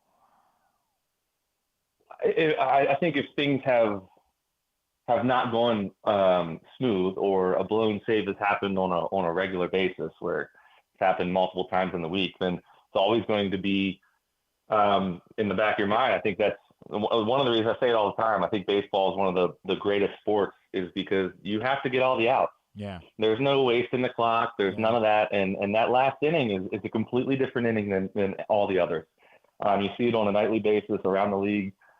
It's not easy. The pressure situation doesn't matter. Not the 7, 8, 9 coming up. It doesn't really matter. The pressure is different. You get that 1-run lead and the guy gets on first to start the inning, and it's tough to get those last 3 outs. It's great, but I think obviously when things are going well, then you're thinking that way, and you have that guy. And the Orioles have been lucky over the years to have some really good closers. No doubt. And so it is a comfort thing, but at the same time, the bullpen has shown that it can get the job done. It's not always easy, it's not always perfect, but I don't think it's that way. I think there's sometimes a recency bias. In terms of when things are going, not super smooth. Sure. And kind of, the 9th inning's going, it's a little shaky. It's like, well, the 9th inning was shaky a lot of the times, even with our best closers, especially with sinker ballers that we've had where guys hit swinging bunts and, ball finds a hole. It's like, it's not always perfect, but if the job gets done on a regular basis, I mean, looking at the Orioles record, it's getting done, and it's not always perfect. It's not always smooth, but I think that's the mindset of the team is in a good spot. By the way, it's also still worth pointing out that for everything that's happened with Craig Kimbrel this season, he's still got a 13.5 strikeout per 9 inning ratio going. Like, he is still struck a lot of dudes out this season, and look good twice this weekend. Steve Johnson with us here on GCR. See, let me throw one other theory at you that I'm writing about today for Press Box, which is I don't ever want to come off terribly. The Orioles are very good, and their offense is outstanding, and they score plenty of runs, and obviously they hit a lot of home runs. They also, as a team, have a .308 on-base percentage, and teams don't win World Series with .308 on-base percentage. I checked. Like, it just doesn't happen that way. And I know some of it is like Cedric Mullins is mired in a miserable slump at the moment, and I've got to imagine that he's going to turn the corner at some point because he's simply too good of a baseball player for that to be the story. But is there any amount of concern about how reliant they are on the long ball as far as this offense that has been very good? It's a good question, but my thing is, I saw a stat that they faced like the second hardest strength of schedule in the league. That's fair. Yeah. Up to this point. Yeah. And some of the teams that maybe they didn't think were going to be that good, or, this year that they had early in the schedule are playing pretty good baseball. So I think at this point to have the record that they have, to not be firing on all cylinders with everybody in the lineup. It's always seems like, someone's hot. They make some big, they get some big hits for the week, and then it's someone new the next week. And someone, that same guy who was hot is now, not doing as great, but there's someone to pick them up. And I think that's kind of like the sign of a really good team, is that it doesn't matter who it is, and it doesn't matter who's struggling. And, that same guy that's struggling gets the big hit in, a certain game, or makes a good play in the field, whatever it ends up being. That's, I think, the sign of a good team. And the point that they're playing, they've played a really good schedule so far and haven't been firing on all cylinders and still have the records that they have. Yeah. That just makes it so that, going forward, hopefully they start to, have those games where they put up a whole bunch of runs and, then they go on another tear and can keep it going. I mean, I think that's more of a sign up to this point that they are the team, because they shouldn't be the team that has that on base percentage going forward all year. Right. But if they're able to do it right now with the teams that they faced, I think that they're in a good spot. I think that's just there's not always going to be the one guy that's on fire all the time and stays on fire. It just never happens. So the fact that they can kind of get by with what they're doing and then have everyone step up at the right time and their own time, I think that's kind of the way to roll. Yeah, to your point, obviously, like last week it was Jordan Westberg, right? Who's just, by the way, that dude looks like he's a star, man. Like that guy. He's been awesome. It's unbelievable, right? Like he just does everything. They've asked him to play two different positions. He's played both of them at an extraordinarily high level. He hits. Like that guy looks like a superstar to me. I agree. I think he's had some really big hits. He's played well in the field. I think just the one thing I saw is he just takes really good at bats. Yeah. 7-8 pitch at bats, and then gets the job done. Good oppo power. And another thing is that they've had some guys they've brought up, that haven't really worked out as planned, I guess, with Heston and Holiday coming up, and they're not really performing as, they've expected, but at the same time, showing that they can play in the field, that it's not too big for them there, and, not making any like crazy, terrible errors or anything like that, but they'll get it. And when those guys come up and start performing, it's just another added, you look at Westberg and Calder last year and when they came up, it's like it didn't look great at first, and now they're two of the biggest guys on the team. So it's just all kind of patience and allowing things to happen and letting the team come together. All right, before I let you go, I want to go back to Mullins for a second, because I continue to be of the opinion that yes, as much of a struggle as it is, and it's brutal kind of watching it offensively at the moment, I can't even entertain keeping him out of the lineup, because every time you watch someone else play center field, you're just like, the first thought I have is nope, like no way, man. I got to have him out there. Are you of the opinion that even as bad as it's been offensively, it just hurts this team too much at a too important a position for him to not be running around in center field every day? I think there's a lot of value in his defense for sure. I think when he does get on base, the ability to have that other guy on the team that can steal base, make it uncomfortable for the pitcher. But at the same time, every time I think I'm down on him, you watch him get a big hit in the 8th or 9th inning or a big homer. I think he's tied the game or won the game multiple times this year late. And it hasn't happened maybe recently, but I think that he's a veteran. He's been there. He's not going to let this affect him too much, but everyone has their hot and cold streaks, and he's just doing a little rough at the plate, but I think he's shown that he can turn it on as well. So I think that's kind of where you are with him. If he wasn't as good at defense and wasn't that player in the field, then maybe things are different. But he is what he is in the field, and that's a big value for the team.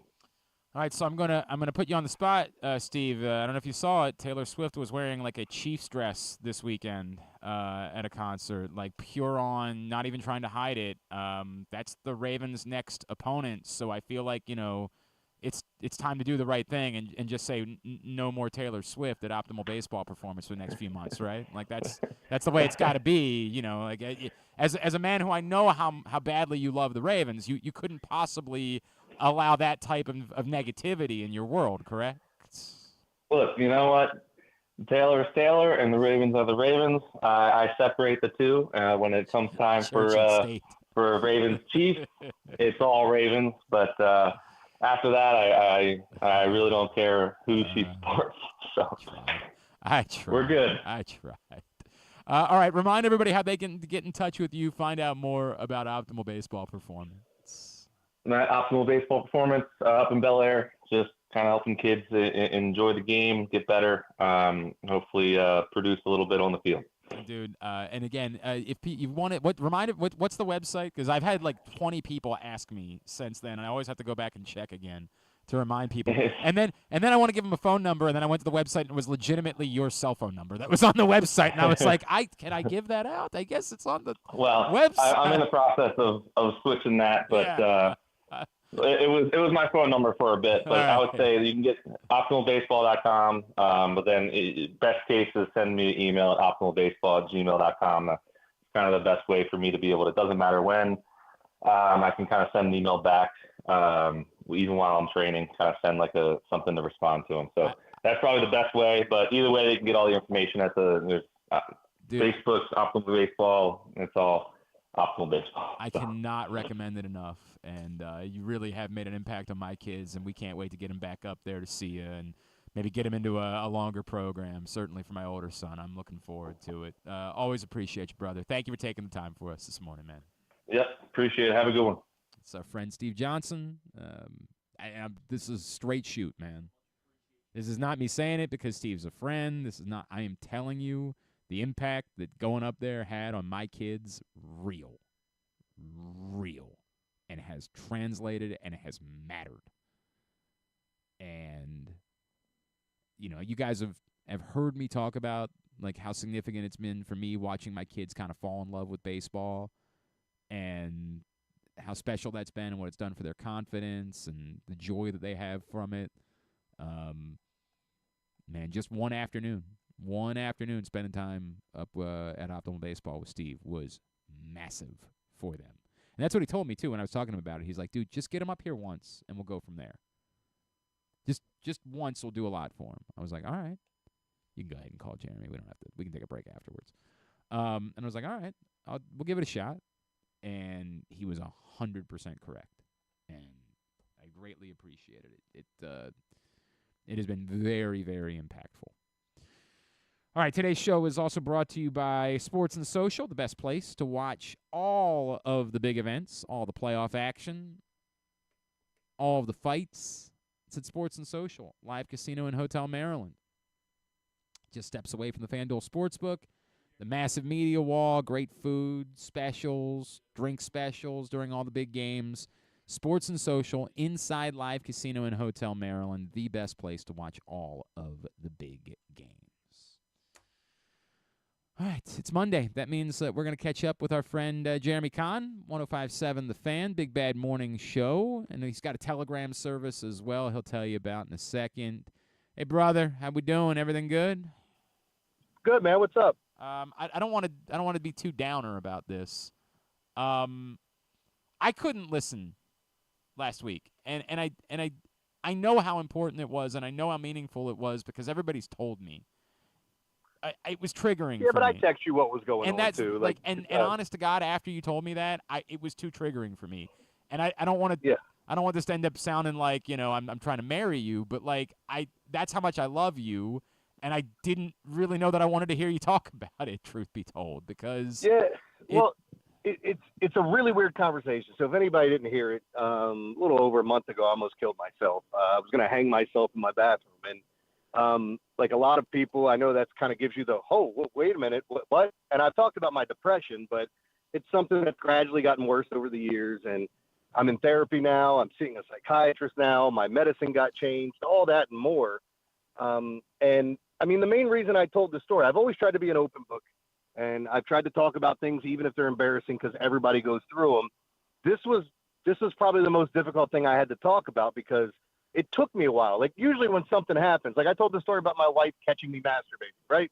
Not something you want to tell everybody, not something you want your worst enemy to know, but I tell the story on the air because I think it's funny. It's better. Well, it's better than the time that your grandmother caught you masturbating, though. Yeah.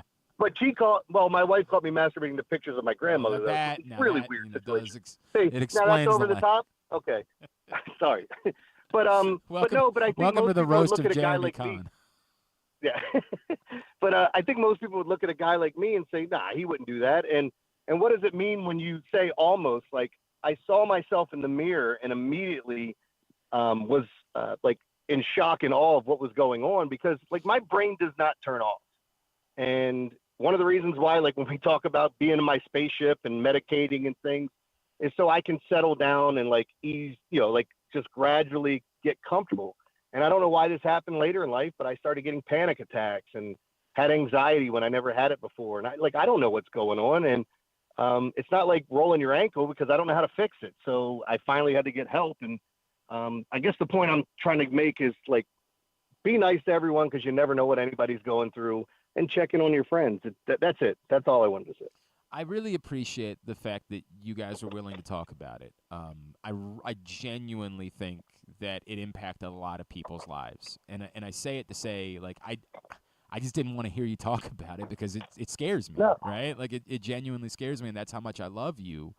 But it means the world to me that you are willing to talk about it, because I do know how many people you're impacting, and I have great appreciation for that. So, yeah, and and I appreciate that, man. And like, it's the same thing where I tried to tell as many people that I could that was close to me, because I don't want them to find out through the radio or roundabout way. But it's like, it's one of those things that you just want to say it once and kind of be done with it, Correct. to a degree, because just because of how difficult it is. But all those other things, man, I told my kids, and then here's the one thing, and I don't want to release any information he doesn't want me, but I told my son Peyton, who you've met, and he's worked on your show.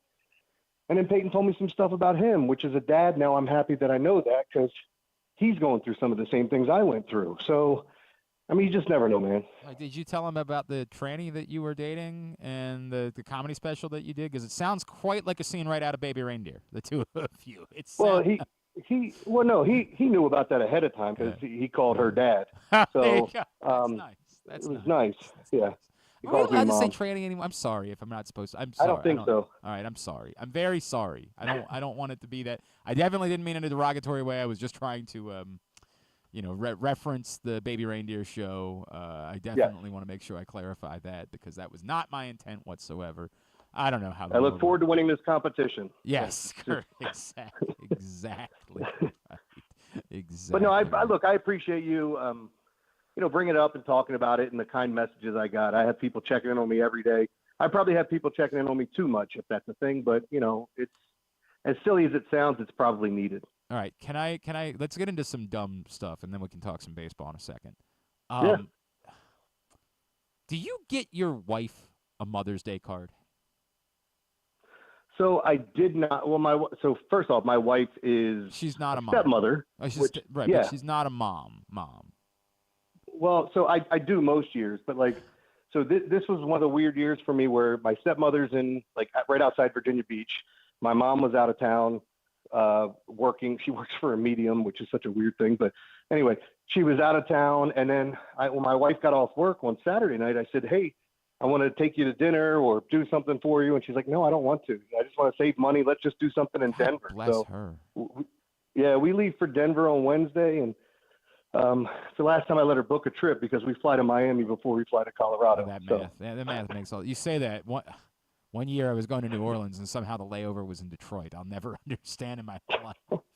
And they're leave at 6 in the morning. Can you guys pick me up on the way back? Or, what the hell is this? It's what are who did the directions of this? You go to Miami before you go to Denver. What the hell is that? I struggle mightily with Mother's Day. The easy part for me is my kids. I'll just get them flowers to give to my wife, right? But then perfect, yeah. She was angry at me that I didn't get her a card from me. I got 2 cards from the boys to give to her. I tracked down all the flowers. I also have another gift that just hasn't arrived yet from the boys for her. But she was legitimately angry at me that I didn't get her a card from me for Mother. Now, also bear in mind, our anniversary was Friday, and I got her both anniversary card, gift, and nice dinner. Very expensive, by the way. The amount of money that I spent on food this weekend between anniversary dinner, Mother's Day brunch, Cheesecake Factory is no joke, man. Correct, man. But it's just so good. They have everything, man. Why would you go anywhere else? Turn to page 34. Right. I knew you'd like it. Yeah. And there's a Chinese restaurant here, too? What the hell? How is this place real? God, by the way, do you remember with what you're saying, though, I think ahead. I side with you, but moving forward, you know how it affects her, so I would 100%. I'm going to have to get her a stupid. This is the way it's going to go. I said this. She's going to get one card again from the boys. They will not be both getting her cards. They will combine on one card, and I will get a card as well. They don't draw their own cards now? They do that, but they already did that. Like, they did that at school. So, like, then it's not I didn't put the effort in if I didn't get cards for them to sign and it's a whole. So the reason I side with you, though, like, you could have literally just signed your name. You could have got one card and had the kid sign it and you sign it, and it's the same thing. Yes. I put all of the effort in. She knows that. I did all of it. God, it's not like I forgot about Mother's Day.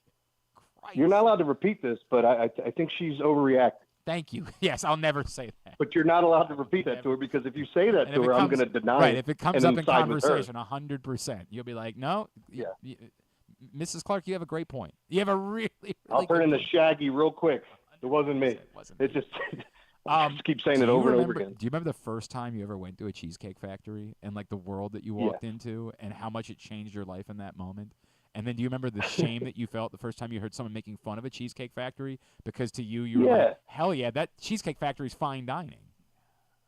Yeah, I mean, look, I used to go, like, the Double T Diner. We had one right by our house, and, like, their menu's about 70 pages long, and their desserts are off the charts good, too. So I get it. You know, you walk in, you see that menu, and it's overwhelming. But I hate all this stuff now that they do with social media where it's like, is it okay to take a girl to the Cheesecake Factory on your first date? Yes, it is, unless she's just a bitch. Yeah, that part. It's okay to take it on a first date anywhere. My God, you're still trying to figure out if you even want to get to know each other. It's a first date. We went to P.F. Chang's on our first date. I still enjoy P.F. Chang's. I'm not going to lie. I still like P.F. Chang's to this day. That's not change. But, like, that's the way that it goes, man. Like, that's fine. To me, I remember being in, like, high school and going to a Cheesecake Factory the first time and thinking it was a world of magic. Like, it was just the greatest place I'd ever. You get this encyclopedia of a menu. Your mind is blown by all of the options, and then somebody, like, says, "Oh, all they have at the Cheesecake Factory is diarrhea," and you're like, "What are you? It's the what? How dare you disparage the Cheesecake Factory?" And then you go back. Dude, after the drinking show 2 years ago, we ended up at the Cheesecake Factory. Lovely. I like the pineapple upside down cheesecake. I puked my guts out in the bathroom at the Cheesecake Factory. At a Cheesecake Factory? Dude, the drinking show 2 years ago, I went and passed out on the couch, and then I woke remember up. that. I woke up, and the plan was we were going to go look at the lights down in Hamden, but it was raining. So my wife and our buddy, our old roommate, were like, let's just go to dinner. And I don't know how they ended up on Cheesecake Factory. I think we made jokes about, like, how it's the fanciest restaurant in town. And then we got there, and I still had to puke. Like, it wasn't all out of me. And so I went into the bathroom at the Cheesecake Factory. And, like, the bathrooms are nice at the Cheesecake Factory, by the way. And I puked for, like, 10 minutes. My sons came running in after me. Like, what is going on in here? We're watching me puke, and they were convinced it was because of the jelly beans. So for 2 years, they always remind me about the time the gross jelly beans made me puke at the Cheesecake Factory. Yeah, it was boogers. It was definitely boogers. Yep, it was dog food. It was the boogers. Yeah. But you know what? So I have I don't even know if I've told this story on the air before, but usually when I say this, it turns into something crazy. But one of the more embarrassing stories for myself, and the only reason I bring it up is because it happened at a Double T.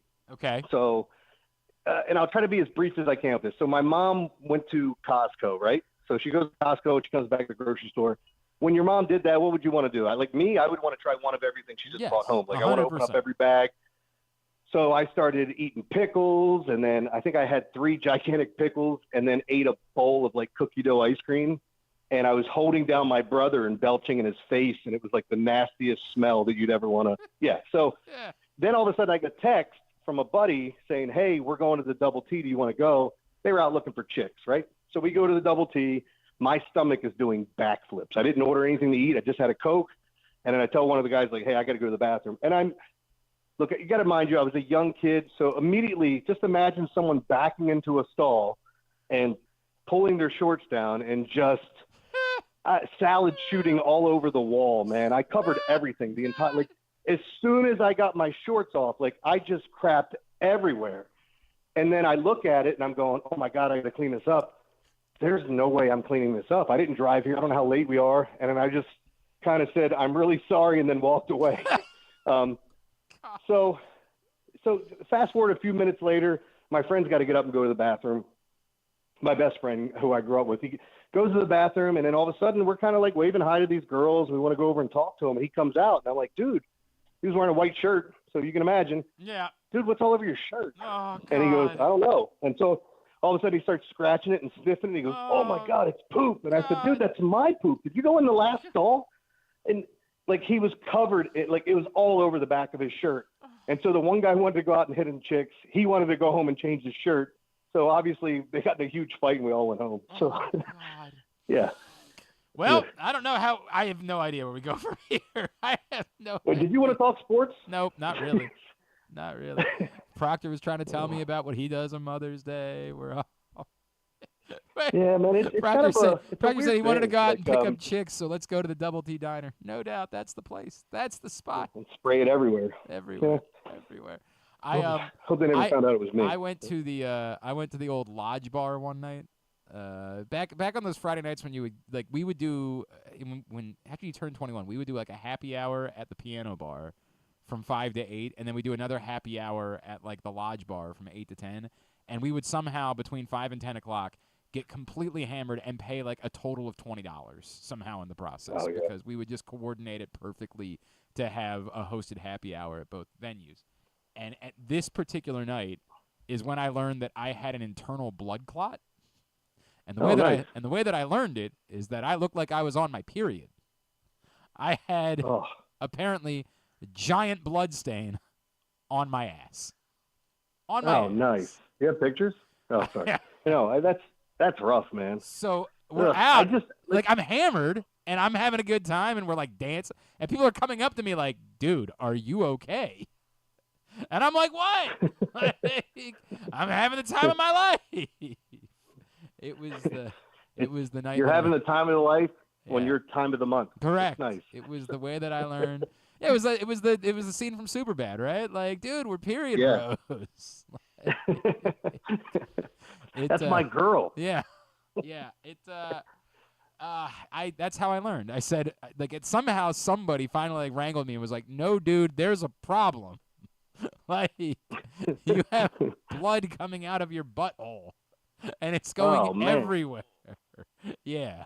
And I said, well, that doesn't seem good. And so I found How do you fix that? You just got to bite your lip and give it hell, or how's that work? Exactly right. Gross. Right. And then I said, life is fun. I need a cranberry juice because I'm on my period. That's the way the night went. I don't know what we do from here. I don't know how we go. You got anything to say? I'm going to the game tonight. Are you?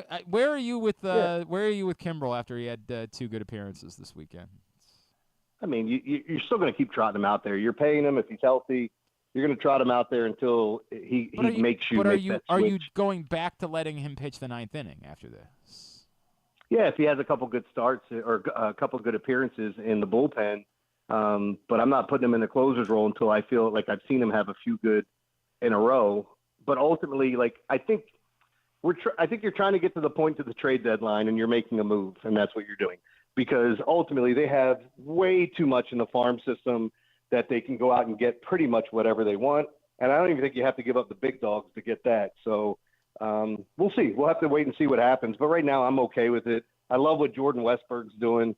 I mean, it's like I feel like he's been the afterthought because we have Gunnar and Adley, and all he's been doing is producing and making every single play that comes his way. Jordan Westberg's a star, dude. Like, he's a star, man. He's unbelievable. That's what I'm saying. I just feel like he's kind of in their shadow a little bit, and I'm not sure he should be. You know what I mean? Nope, he should not be. I'm in a tough place with this where, like, I am not out on Kimbrel at all, but I just want to go through a prolonged experiment with Cano. Like, I want to do this with Cano for a few weeks because I still think no matter what with Kimbrel, even if he gets right, there's always going to be a workload issue with him. And I would like to have someone that I trust at the back end of the bullpen that I also believe can be a workhorse. And I don't know that Cano can do it, but he does a lot of things well, and I'd like to give it a shot over the span of like a month to see if he could be that guy, because I also think it, changes the way that you'd have to approach the trade deadline if that ends up being the case. Like, it's not a disrespect to Kimbrel thing. It's even if he's your guy, you're still going to have to limit how many times you can put him out there. 3 times. I know they just did it this week where they put him out there 3 times in a 4-day span. But, like, I think there's going to be a limit to it. I want to see if there's somebody else that might be able to handle a bigger workload and you can trust in the 9th inning. And if that's the case, then I want that to be the guy, and Kimbrel can also help in leverage situations. I just would like a prolonged Cano experiment as the closer. Yeah, and I get that too. My whole thing is, at the end of the year, though, I don't want to be saying, oh, my God, we could have won the World Series if we only had a closer. So, I'm done with the years of, because, I could sit here and talk about the team and say some things I'm frustrated about, but ultimately they have the best record in the American League, and they're one of the best teams in baseball and have an excellent shot at getting to the World Series and even winning it as they're constituted right now. I still think they can get even better than this. And the weird thing is that, we talked about adding a right-handed bat. Well, there's Kobe Mayo sitting there in the minor leagues, and you could definitely put Jordan on the other side and put Kobe there when they're facing left-handed pitching, make a switch, however you want to do it. Maybe that's a little unfair to Jordan, but this is a team that's ready to win a World Series. I just don't want to go, man, if we had only done that. I get it. I completely understand that. I'm viewing things through that prism myself, and I'm still in a tough spot where, as much as Cedric Mullins is struggling, I want him in center field every day, because every time somebody else runs out in center field, I don't like it. It's not pretty. Yeah. I'm like, it's brutal, man. It's been awful. The at-bats aren't even productive at this point for the most part, but I still want him in there every day because I just don't want somebody else playing center field. Where are you with the Kierstead thing? Yesterday was a perfect time to get him in the lineup, and I know they're playing Zach Gallen and let him play back-to-back days, and he's not in the lineup. It's my whole thing is they're at the point where they're competing now, so it's not about getting these guys developed at the major league level, but you got so many guys at AAA that are ready to play Major League Baseball. So I was just saying earlier, I said I hope they trade Stowers and Norby just so those guys get a prolonged chance to play at the major league level, because they're both ready. Oh, so, I'm particularly feeling that way about Norby. I'm past that with now. That being said, Jorge Mateo has been worthy of being in the lineup and has played a level of second base that that was my problem. Was Norby should have been the guy that got brought up, but I can't really complain about Mateo. It's not Arias that's taking the at bats away. It's Mateo, and Mateo has performed. So, I can't really complain about it at this point. You're right. They're very good. I'm going to stop complaining altogether. All right, what do you got coming up? Oh, remind everybody about the Telegram first. Yeah, so I'm doing I had to switch over to Telegram. When it came down to it, I'll just tell you, in talking to my lawyer about going back and getting my my website, he was just basically telling me I'm going to spend a ton of money just to get it back, and is it worth it, or is it cheaper just to restart? And the weird thing is it's cheaper to restart, obviously, and it's almost like, okay, somebody got me on one, they ripped me off, it's fine, I'm just going to let it go. So I started a Telegram where it's $20 a month or $200 for the year, and we're going to ride that out while my website's being built. I've thrown anybody that had a subscription beforehand, I kept it with me throughout, and if they paid for the year, they're going to get the rest of the year for free. But it's kind of cool. Ben Hall is he's writing with me on there, and what Telegram is, it's an app where I can text you my plays, and it just goes out to everyone. And people can't respond to me other than emojis, but it just lets you put everything out, and you get a push notification like a text message when it comes through. So it's just really cool, really simple and easy way for me to get my plays out. And of course, at Jays Conn Sports on Twitter. And what's the rest of the week look like on the Big Bad Morning Show? So I think I'm going to Denver on Wednesday. Oh, that's right. I mean, I'm working Wednesday morning. What are you doing in Denver, by the way? What's that? What are you doing in Denver? Red Rocks. Oh, have you never been before? I've never been to Red Rocks. Who are you going to see? We're seeing. So I've told this story a bunch of times. I've already seen them 3 times, but Need to Breathe. Oh yeah. Which what I was listening to their acoustic album, which I think is one of. If you've never listened to it, I think their acoustic album is one of the best albums I've ever heard. But I was listening to that a lot when Mo passed. And so it means a lot to me. So my wife surprised me with That's awesome. A bucket list place with this band that, and I would have seen any band there. I didn't even care if it was crappy. I probably would have seen Jane's Addiction there, and I hate them. I just want to see a concert at Red Rocks. I legitimately, I've never been to Red Rocks either, and so you can make fun of me. This is the year that my one of my childhood best friends and I both turned 41 this year, and we were both obsessed Dave Matthews Band fans when we were growing up. And for any Dave Matthews Band fan, the number 41 is like sacred because there's a song called 41 that's like one of their most popular songs amongst their fans. So we had both talked about like, hey, let's do something this year. Like, let's go out, let's go see a show. And we had actually looked at Gary Clark is playing there tonight. And we had actually looked at trying to do that, to go out to that, but we just didn't work out. So I'm jealous. I've always wanted to go. Well, the perfect one for me, and I love Hosier, and we were trying to get tickets to Red Rocks, my wife and I, last year. When we didn't, she made sure she got Need to Breathe. And I think Judah and the Lions still open up for him, but we saw them in Harrisburg. And I think, this will be the third. But, like, we did a tour of Red Rocks when we went out there. There wasn't a concert playing. And I'm like, I got to come back to this place and see a concert. So, because I love live music. That's awesome, man. Very, very cool. Yep. All right, brother. I love you. Have a great time. I will talk to you next week, I hope. If not, if you're on the road, we'll talk to you in 2 weeks. All right. Love you, buddy. Yeah, I'm on the road, but like I was telling Griffin, you guys can feel free to text me. I don't know where I'll be at. My wife has our itinerary, so if I'm free, I'll talk. All right, dude. Love you. Appreciate you as always. Love you guys. Thanks, man. It's Jeremy Conn with us here on GCR. I don't know what that was. I have no idea what any of that segment was. It was gross. Covered a lot. Yeah, we were really all over the place. Really all over the place.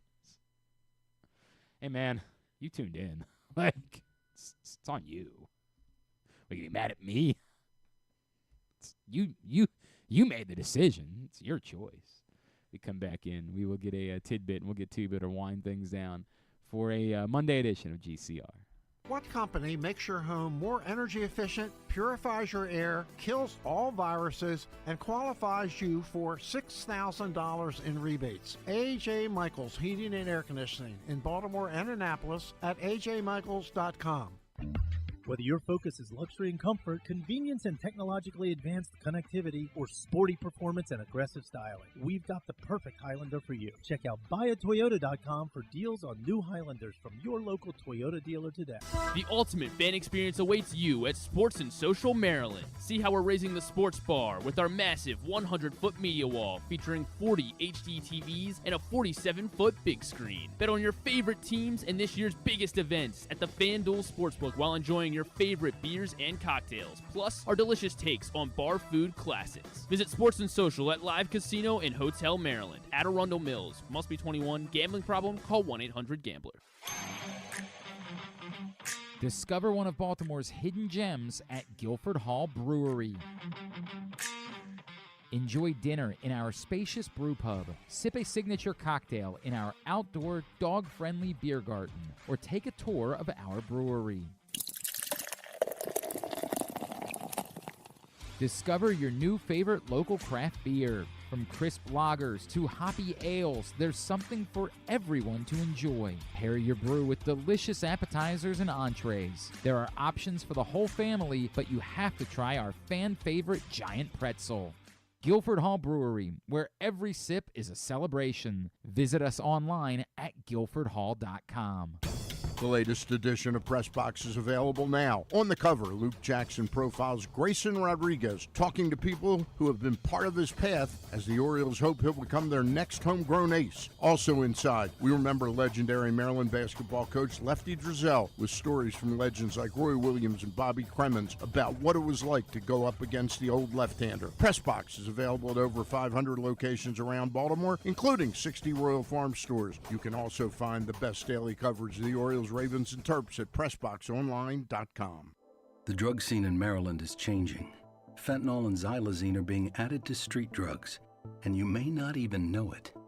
Xylazine is not even intended for humans, and fentanyl is an opioid 50 times stronger than heroin, and contributed to over 80% of overdose deaths in our state.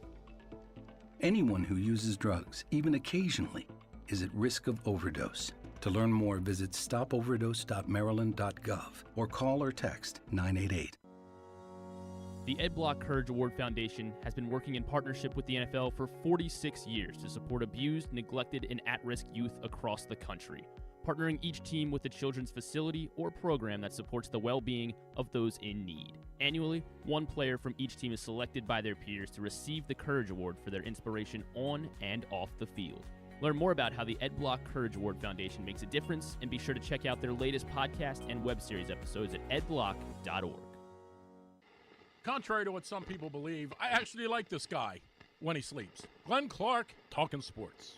All right, back in here on GCR as we're winding down for a Monday edition of the program. It's been brought to you by County Sports Zone, countysports.zone, which is proudly sponsored by your local Toyota dealer, and buyatoyota.com for everything you need to know during championship season here in spring sports at the high school level. Find it at countysports.zone. We didn't really talk about lacrosse this weekend.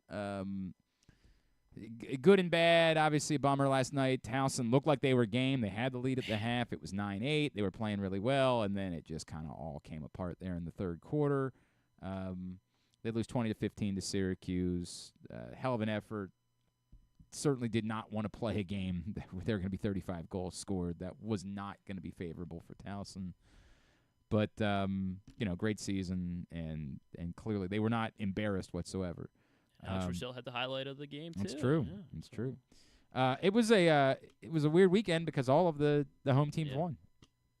Patrick Stevens was trying to jinx it going into the Towson game. Right. Right. He sent the tweet out right before they started. Well, it's something that we had very rarely ever seen, that all of the seeded teams won on the first weekend of the college lacrosse tournament. So it means that next weekend at Towson, Syracuse, Denver, and Johns Hopkins, Virginia is the doubleheader on Sunday. Hopkins, that was a little dicey yesterday for Hopkins against Lehigh. Like, they trailed in the second half as well. That was also a weird game because there were two different lightning delays, so it was start, stop. Well, actually, I don't think they started the first time. I think the lightning delay was like during the anthem or something like that. Then they started late, then another lightning delay. There was some controversy there because like a second after they sounded the horn for the lightning delay, Lehigh scored a goal. And they were like, sorry, the horn went up. Yeah, it was very controversial. But Hopkins survives, and they face Virginia. They beat Virginia earlier in the season, but I was reminded that Virginia was without their face-off guy for that game. So we'll see, but that'll be the second game, the headliner on Sunday at United Stadium. Great opportunity to get out and check out some great lacrosse on Sunday afternoon.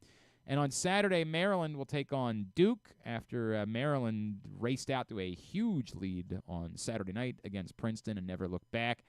They did slow down a little bit in the second half, but as Patrick pointed out to us last week, it was a favorable matchup for Maryland, even though they have struggled down the stretch. Their offense looked good on Saturday night. Certainly in the first half, they looked really good. And they'll get a shot at Duke, who's been a very difficult team to figure. They're good. I know they're good, but how good are they? I don't know. And then the other one, those games are on Long Island on Saturday. It'll be Georgetown taking on the top seed Notre Dame. And the other one, that Georgetown-Penn State game was good yesterday. I watched a little bit of that after the Hopkins game ended. So, the quarterfinals are set. On the women's side of things, Loyola, a valiant effort against Penn, but they came up short. Hopkins gave a good battle to Yale in the second round yesterday, but they came up short. The Maryland women do advance out of the first weekend, beating James Madison yesterday, so they are still alive going into the quarterfinals. A mixed bag. A really remarkable win for Stevenson. We've talked a lot about everything they've been through, and they went on the road to one of the top teams in the country on Saturday and won at Union, which was incredible. And you sort of felt like some of the emotions of it and what it meant for everybody. The way the D3 tournament works is you have to turn around and play again the next day, and they ran into a juggernaut of a team from Tufts that is just putting up massive, massive numbers. So still a really, incredible thing that they went on and got that huge win in the tournament. But unfortunately, they're out. Salisbury very much still. I think Salisbury plays Tufts next moving forward in the D3 tournament. And a big weekend at Hartford Community College as well.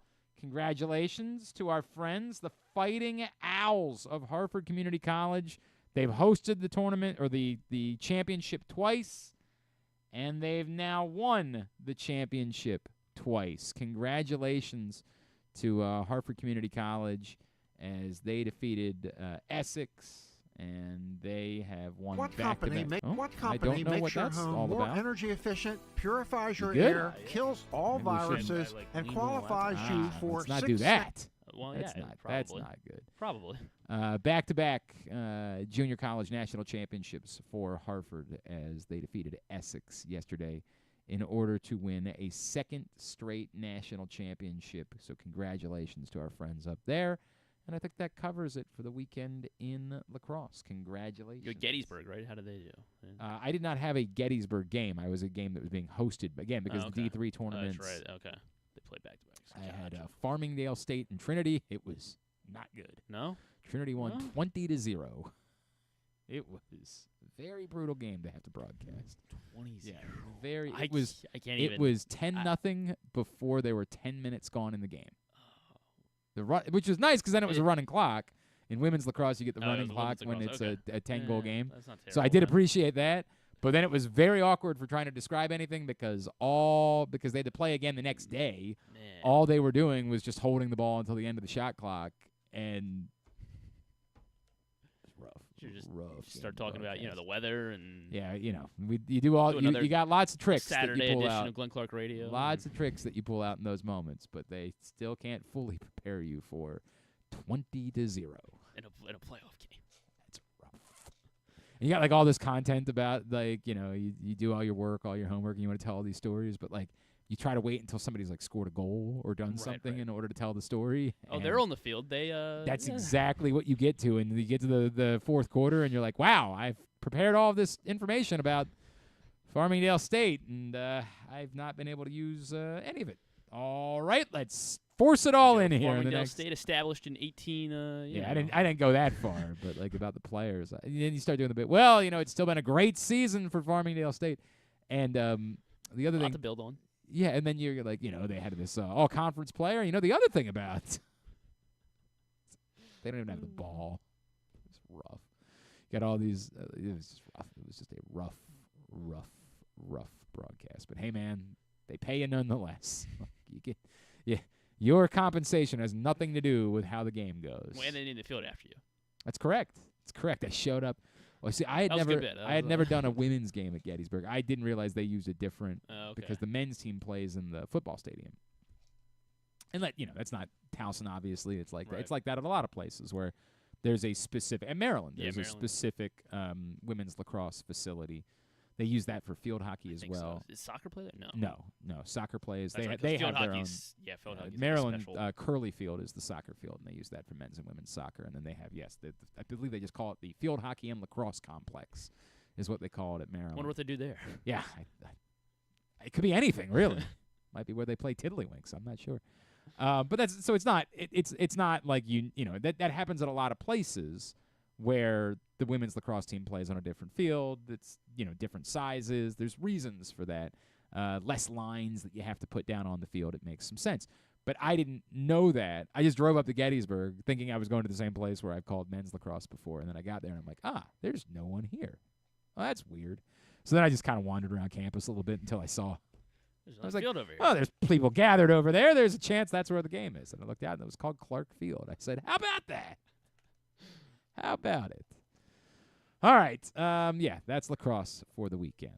Very good. We'll talk more about it with Patrick tomorrow. Let's get a tidbit. Tidbit is brought to you today by Atman's Deli in Harbor Point. Love Atman's Deli. It's everything that you love about the original Atman's, but now they also have a full bar. AtmansDeli.com is the website for you to check them out. Find out the daily specials. Again, AtmansDeli.com. Jalen Brunson and the New York Knicks, they did lose, actually. They got killed, actually. They got murdered. By the Pacers. Mother's Day Massacre. Yes. A series. Now the Orioles don't have to be the only ones that have to think about bad Mother's Days. Thank goodness. Well, at least Adley hit a home run, I guess. Well, not yesterday. I'm talking about that thing in Boston all those years ago, the Mother's Day. There was a miserable. It wasn't a blowout. It was a blown lead. It was a very famous game. When was this? Was this like? Oh God, hang on a second. When was the Chris Davis pitching game? That wasn't Mother's Day. That was May though. 2007. Oh, okay. So that's why I don't. Fortunately, I don't have a memory of that. 2000. Thanks. Now I do have to remember it. Well, Jalen And Brunson. Jeremy Guthrie went 8 1/3. Very strong innings. Wow. Happy Mother's Day to Mrs. Guthrie. And then it all fell apart. He had a 5-run lead. And he gave it up. They pulled him, and Dennis Baez and Chris Ray. I gotta try to pull up more about this game. It was May 13th, 2007. Oh wow, exactly. May 13th, 17 years ago. Exactly right. This is the 17th anniversary of the famed Mother's Day. In Boston, they call it the Mother's Day Miracle, apparently. Wonder why. Understandably. Yeah, makes sense. Understandably. 6 runs in the bottom of the 9th inning. Ooh. The Orioles had a 5-0 lead in the 9th inning. Jeremy Guthrie got the first out. They pulled him, and then they proceeded to give up 6 runs in the bottom of the 9th inning to lose 6-5. Unpleasant memory that we would fall back on sometimes, we'd just say. David Ortiz had an RBI double. Then Kevin Youkilis walked with the bases loaded. Then Jason Varitek had a 2-run double. And then Julio Lugo Chris Ray threw the ball away and 2 runs scored. And that was that. That was it. Mother's Day Massacre. All Jeremy Guthrie's hard work. Yep, thrown away. I'm trying to go back to the 9th inning and see what the scenario was. Who's the Jeremy anti-man of the Guthrie match in this? got Lugo to ground out to start the inning. Wow. Then Ramon Hernandez threw the ball away, and Coco Crisp reached first base. And then they Coco pulled. Crisp was a Red Sox? Apparently. Then they pulled. They pulled Jeremy Guthrie. They turned to Dennis Baez. Baez allowed a RBI double to David Ortiz. Then they went and got him for Chris Ray, and boy, they kept Chris Ray out there for a long time. Willie Mopena singled. J.D. Drew walked. Kevin Youkilis walked. Jason Varitek doubled. Eric Hinsky was intentionally walked.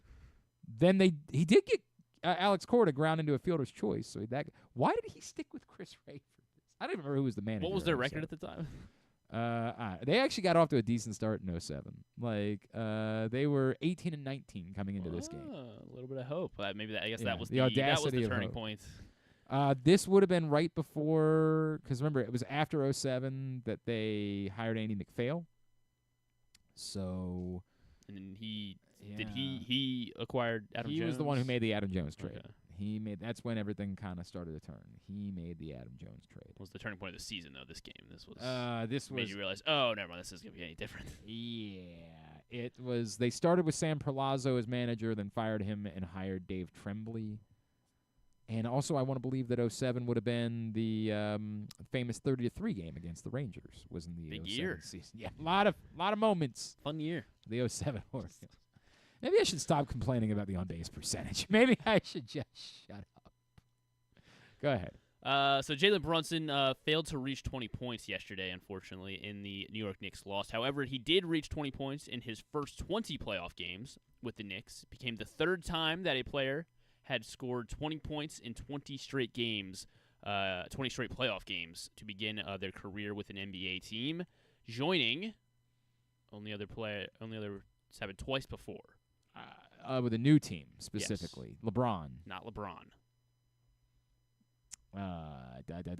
Kevin Durant. Not Kevin Durant. It's a little bit of a trick question because it's the same guy. He did it twice with 2 different teams. 40 straight. Okay, that could have been either of the guys that I just guessed. It could have. Yeah, that didn't really limit us here. Say that again? Did it in his first 40 games with one team, and then in his first 27, scoring at least 20. In his first 27 and first 40 playoff Carmelo games. Anthony. Not Carmelo Anthony. Kawhi. Not Kawhi. It wouldn't have been 40. That's too many. Garnett? Not No, you guessed him. No, not him. I didn't. I guessed Durant. Oh, I got my Kevins backwards then. Yeah, I thought you said Kevin Garnett. Well, it wasn't Durant or Garnett. None of the Kevins. No, not the Not Kevins. Kevin Johnson? His name did start with a K. His name did start with a K. First name. Name starts with a K. It's not Kevin Love. Not Kevin. It's definitively not a Kevin, and it's not Kawhi. Pretty sure. We handle Kawhi. It's not that. Yeah, not Kawhi. And it's not Klay Thompson because he's only ever played for one team. Not Klay Thompson. Maybe he could. Maybe when he gets traded to the Wizards, maybe he'll do it with the Wizards. It's not Kevin McHale. We already established it wasn't a Kevin. But you should still guess him. Why not? No, you said it wasn't a Kevin. I'm guessing it wasn't Kenyon Martin. He wasn't a very significant player. Not This Kenyon K Martin. thing is really screwing with me. Karl Malone didn't really change teams until late in his career, so that would be unlikely. Mm-mm. I don't have to do my other tidbit. I had another one ready. Damn it! What the hell am I missing? Hey, don't. I'll work it out. Okay. Sound it out. K.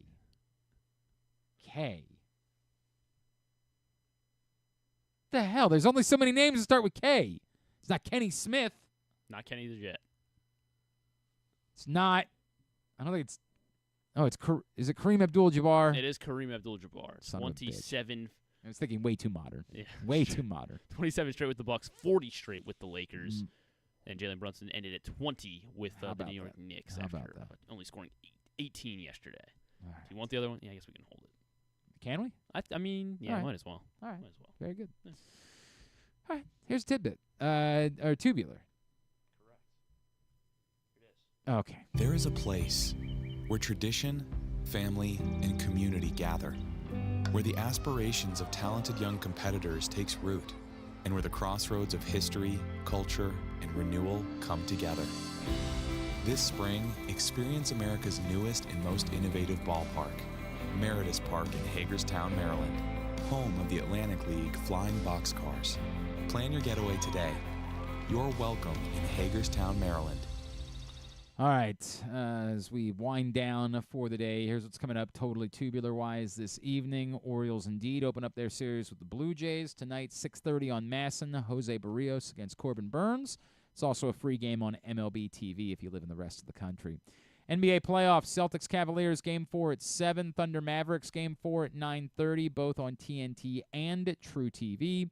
ESPN Stanley Cup playoffs. The Rangers try to close out the Hurricanes. Game 5 tonight at 7 o'clock. Then Stars Avalanche. Game 4 at 9:30. You want to ask me about any analysis of Stars Avalanche tonight? Stars Avs, what do you think? Avs are loaded, man. Are they? Avs are loaded. Masson 2, Nationals White Sox at 7:30. MLB Network Cubs Braves at 7. They lost the other night, didn't they? They're loaded, though. They're just losing the series. They're loaded. Down 2-1. USA Network, Aston Villa, and Liverpool at 3 o'clock. So it'd be WWE wise to Monday. get in Avs bet, you think? Just them down the series? Dude, they're just loaded. Okay. Like, they're just loaded. You seen that terrible Scott Van Pelt ESPN bet commercial where it's just him, they're getting fitted for suits, and he just keeps saying, like, it's the playoffs. And you're not sure what it's supposed to be advertising or what they're supposed to be. Playoffs. Like, he just keeps saying over and over again. I'm like, that's me. That's me talking about the Avalanche. They're loaded. They're just loaded. That's what they got. USA also has WWE Monday Night Raw tonight at 8. Anything non-sports wise? Not really. Steve Carell will be on Stephen Colbert. Okay. There's apparently a new show. They're just announcing the Four Seasons. What with is Tina Steve Fey. Carell promoting? What's he plugging? The Four Seasons, apparently. It's a comedy with Tina Fey. It's not coming out soon, but like they just announced that they're working on it. That doesn't seem like that'd be what he would be plugging then. Well, then I have no idea. All right. What was it? Maybe the new Office that they're considering that. Is he reboot involved or- with that? Apparently he is, I think. Oh, is he? I thought so. Maybe not. I don't know. I thought it's gonna be at like a newspaper. Yeah. So what's he gonna have to do? Is he gonna be a producer? Yeah, something like that. I think. Okay. If or not at all. Who knows? I'm pretty sure I saw that like Tune in to Stephen Colbert. The bit is that like it's set at a newspaper and they ask people to come volunteer to be reporters in order to try to keep the newspaper afloat, which just seems like the dumbest idea I've ever heard for a reboot of The Office. Probably not too far off of Deal or No Deal Island season 1 finale at 10 o'clock tonight with our guy Joe. I forget how to say his last name. It starts with an M. That guy. Snoop Dogg will be on Fallon. It's a new cast set in the same universe. I'm not sure what to make of that. So that means we're gonna have Pam and Jim and Dwight are gonna be popping in. I don't. Why? That's so forced and like would make no sense. Well, yeah, it's not gonna work, obviously. At a Midwestern newspaper, you're just gonna have Dwight Schrute like show up. Naturally. I don't. Jim moved to Texas, right? Like so like maybe that's and then what's his face? Michael Scott is in Denver, so yeah, I went to Chase. So But like maybe, this is years later. They could all. I don't know they'll though. decide to meet it. It feels like once in you decide Iowa for some reason. Once you decide you're setting it in Iowa, it's because you're not revisiting. Is that where it is, Iowa? Or Or where we're it's just just a giving Midwestern Midwest. Okay. Midwestern newspaper. That's all I got. bad. It's Could dumb. be something. I'd say it's some stars will be born. If you're gonna do it, just do a different thing. Just do a completely different thing altogether. Jimmy Kimmel's gonna be on Seth Meyers. They're at the point where they just have to interview each other. Like there's no one Kimmel's, else. Well, There's Kimmel's no one off else this to week. talk to. Kimmel's off this week. What the hell is going on with these late night So he's shows? doing Seth Meyers' show. But his show is still on. Well, no, not at the same time as Seth I understand Meyers' it's not show. the same time. It's a very weird bit, dude. MasterChef Junior. It's like one thing that like they have Letterman come on a show because he's not doing his show anymore. Like this is. Well, I think even Kimmel knows no one's watching the rerun.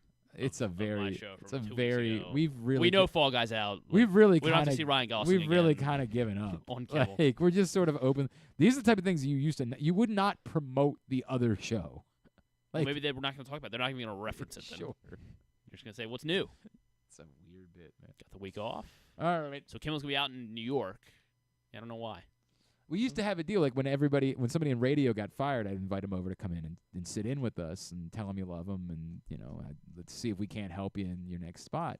And then one time Ryan Shell like booked the morning show host from another radio station in town to Why come, you had? and no, just to come on the show. And I was like, what? He's like, yeah. I'm like, Ryan, we don't promote other radio stations. Like, well, we don't. We like him. He's our friend. I'm like, I understand that, but it's just you don't say listen to because he's on at the same time as Drew. Like, I don't want to tell people listen to, and I'm not gonna say who it was because I don't want them to. I want them to listen to Drew at that time, and it was just big brain. Like, well, I don't understand. I thought we liked him. I'm like, we do. You can talk about the Orioles, right? You don't have to talk about his show. But like, dude, it's not the way that it works. You don't promote something else. Well, you just don't plug him at the end. Like it's one thing. It's funny now because the days like we're not on radio anymore, so I don't care. I can promote all the radio shows. I guess I promote them. Never mind. I guess we've just burned all the bridges. Maybe I'm in the same boat. This is where we are as a medium anymore. We don't care. Watch, don't watch. We don't give a rat's ass. Listen whenever you want. I got nothing else. That's just where it is. Jimmy Kimmel's going on another late night show. It's a weird bit, dog. All right, that's it. It'll come up later, and that's what's wrong with this country, I guess. No, I don't care that much. I promise you. Do not care. Thanks today to Jeremy Conn. Thanks to Steve Johnson. Thanks to Caleb Joseph. We'll get it all up in the greatest hits section of the Oh, my God, it's so good. tab at glennclarkradio.com. Tomorrow, regular Tuesday stuff. Patrick will join us to talk about the NCAA lacrosse quarterfinals, County Sports Zone Radio. Bob Nightingale. Bob Nightingale from USA Today. He's got some suggestions about what the Orioles can maybe do to try to address the back end of the bullpen. We'll talk to him about that stuff and things.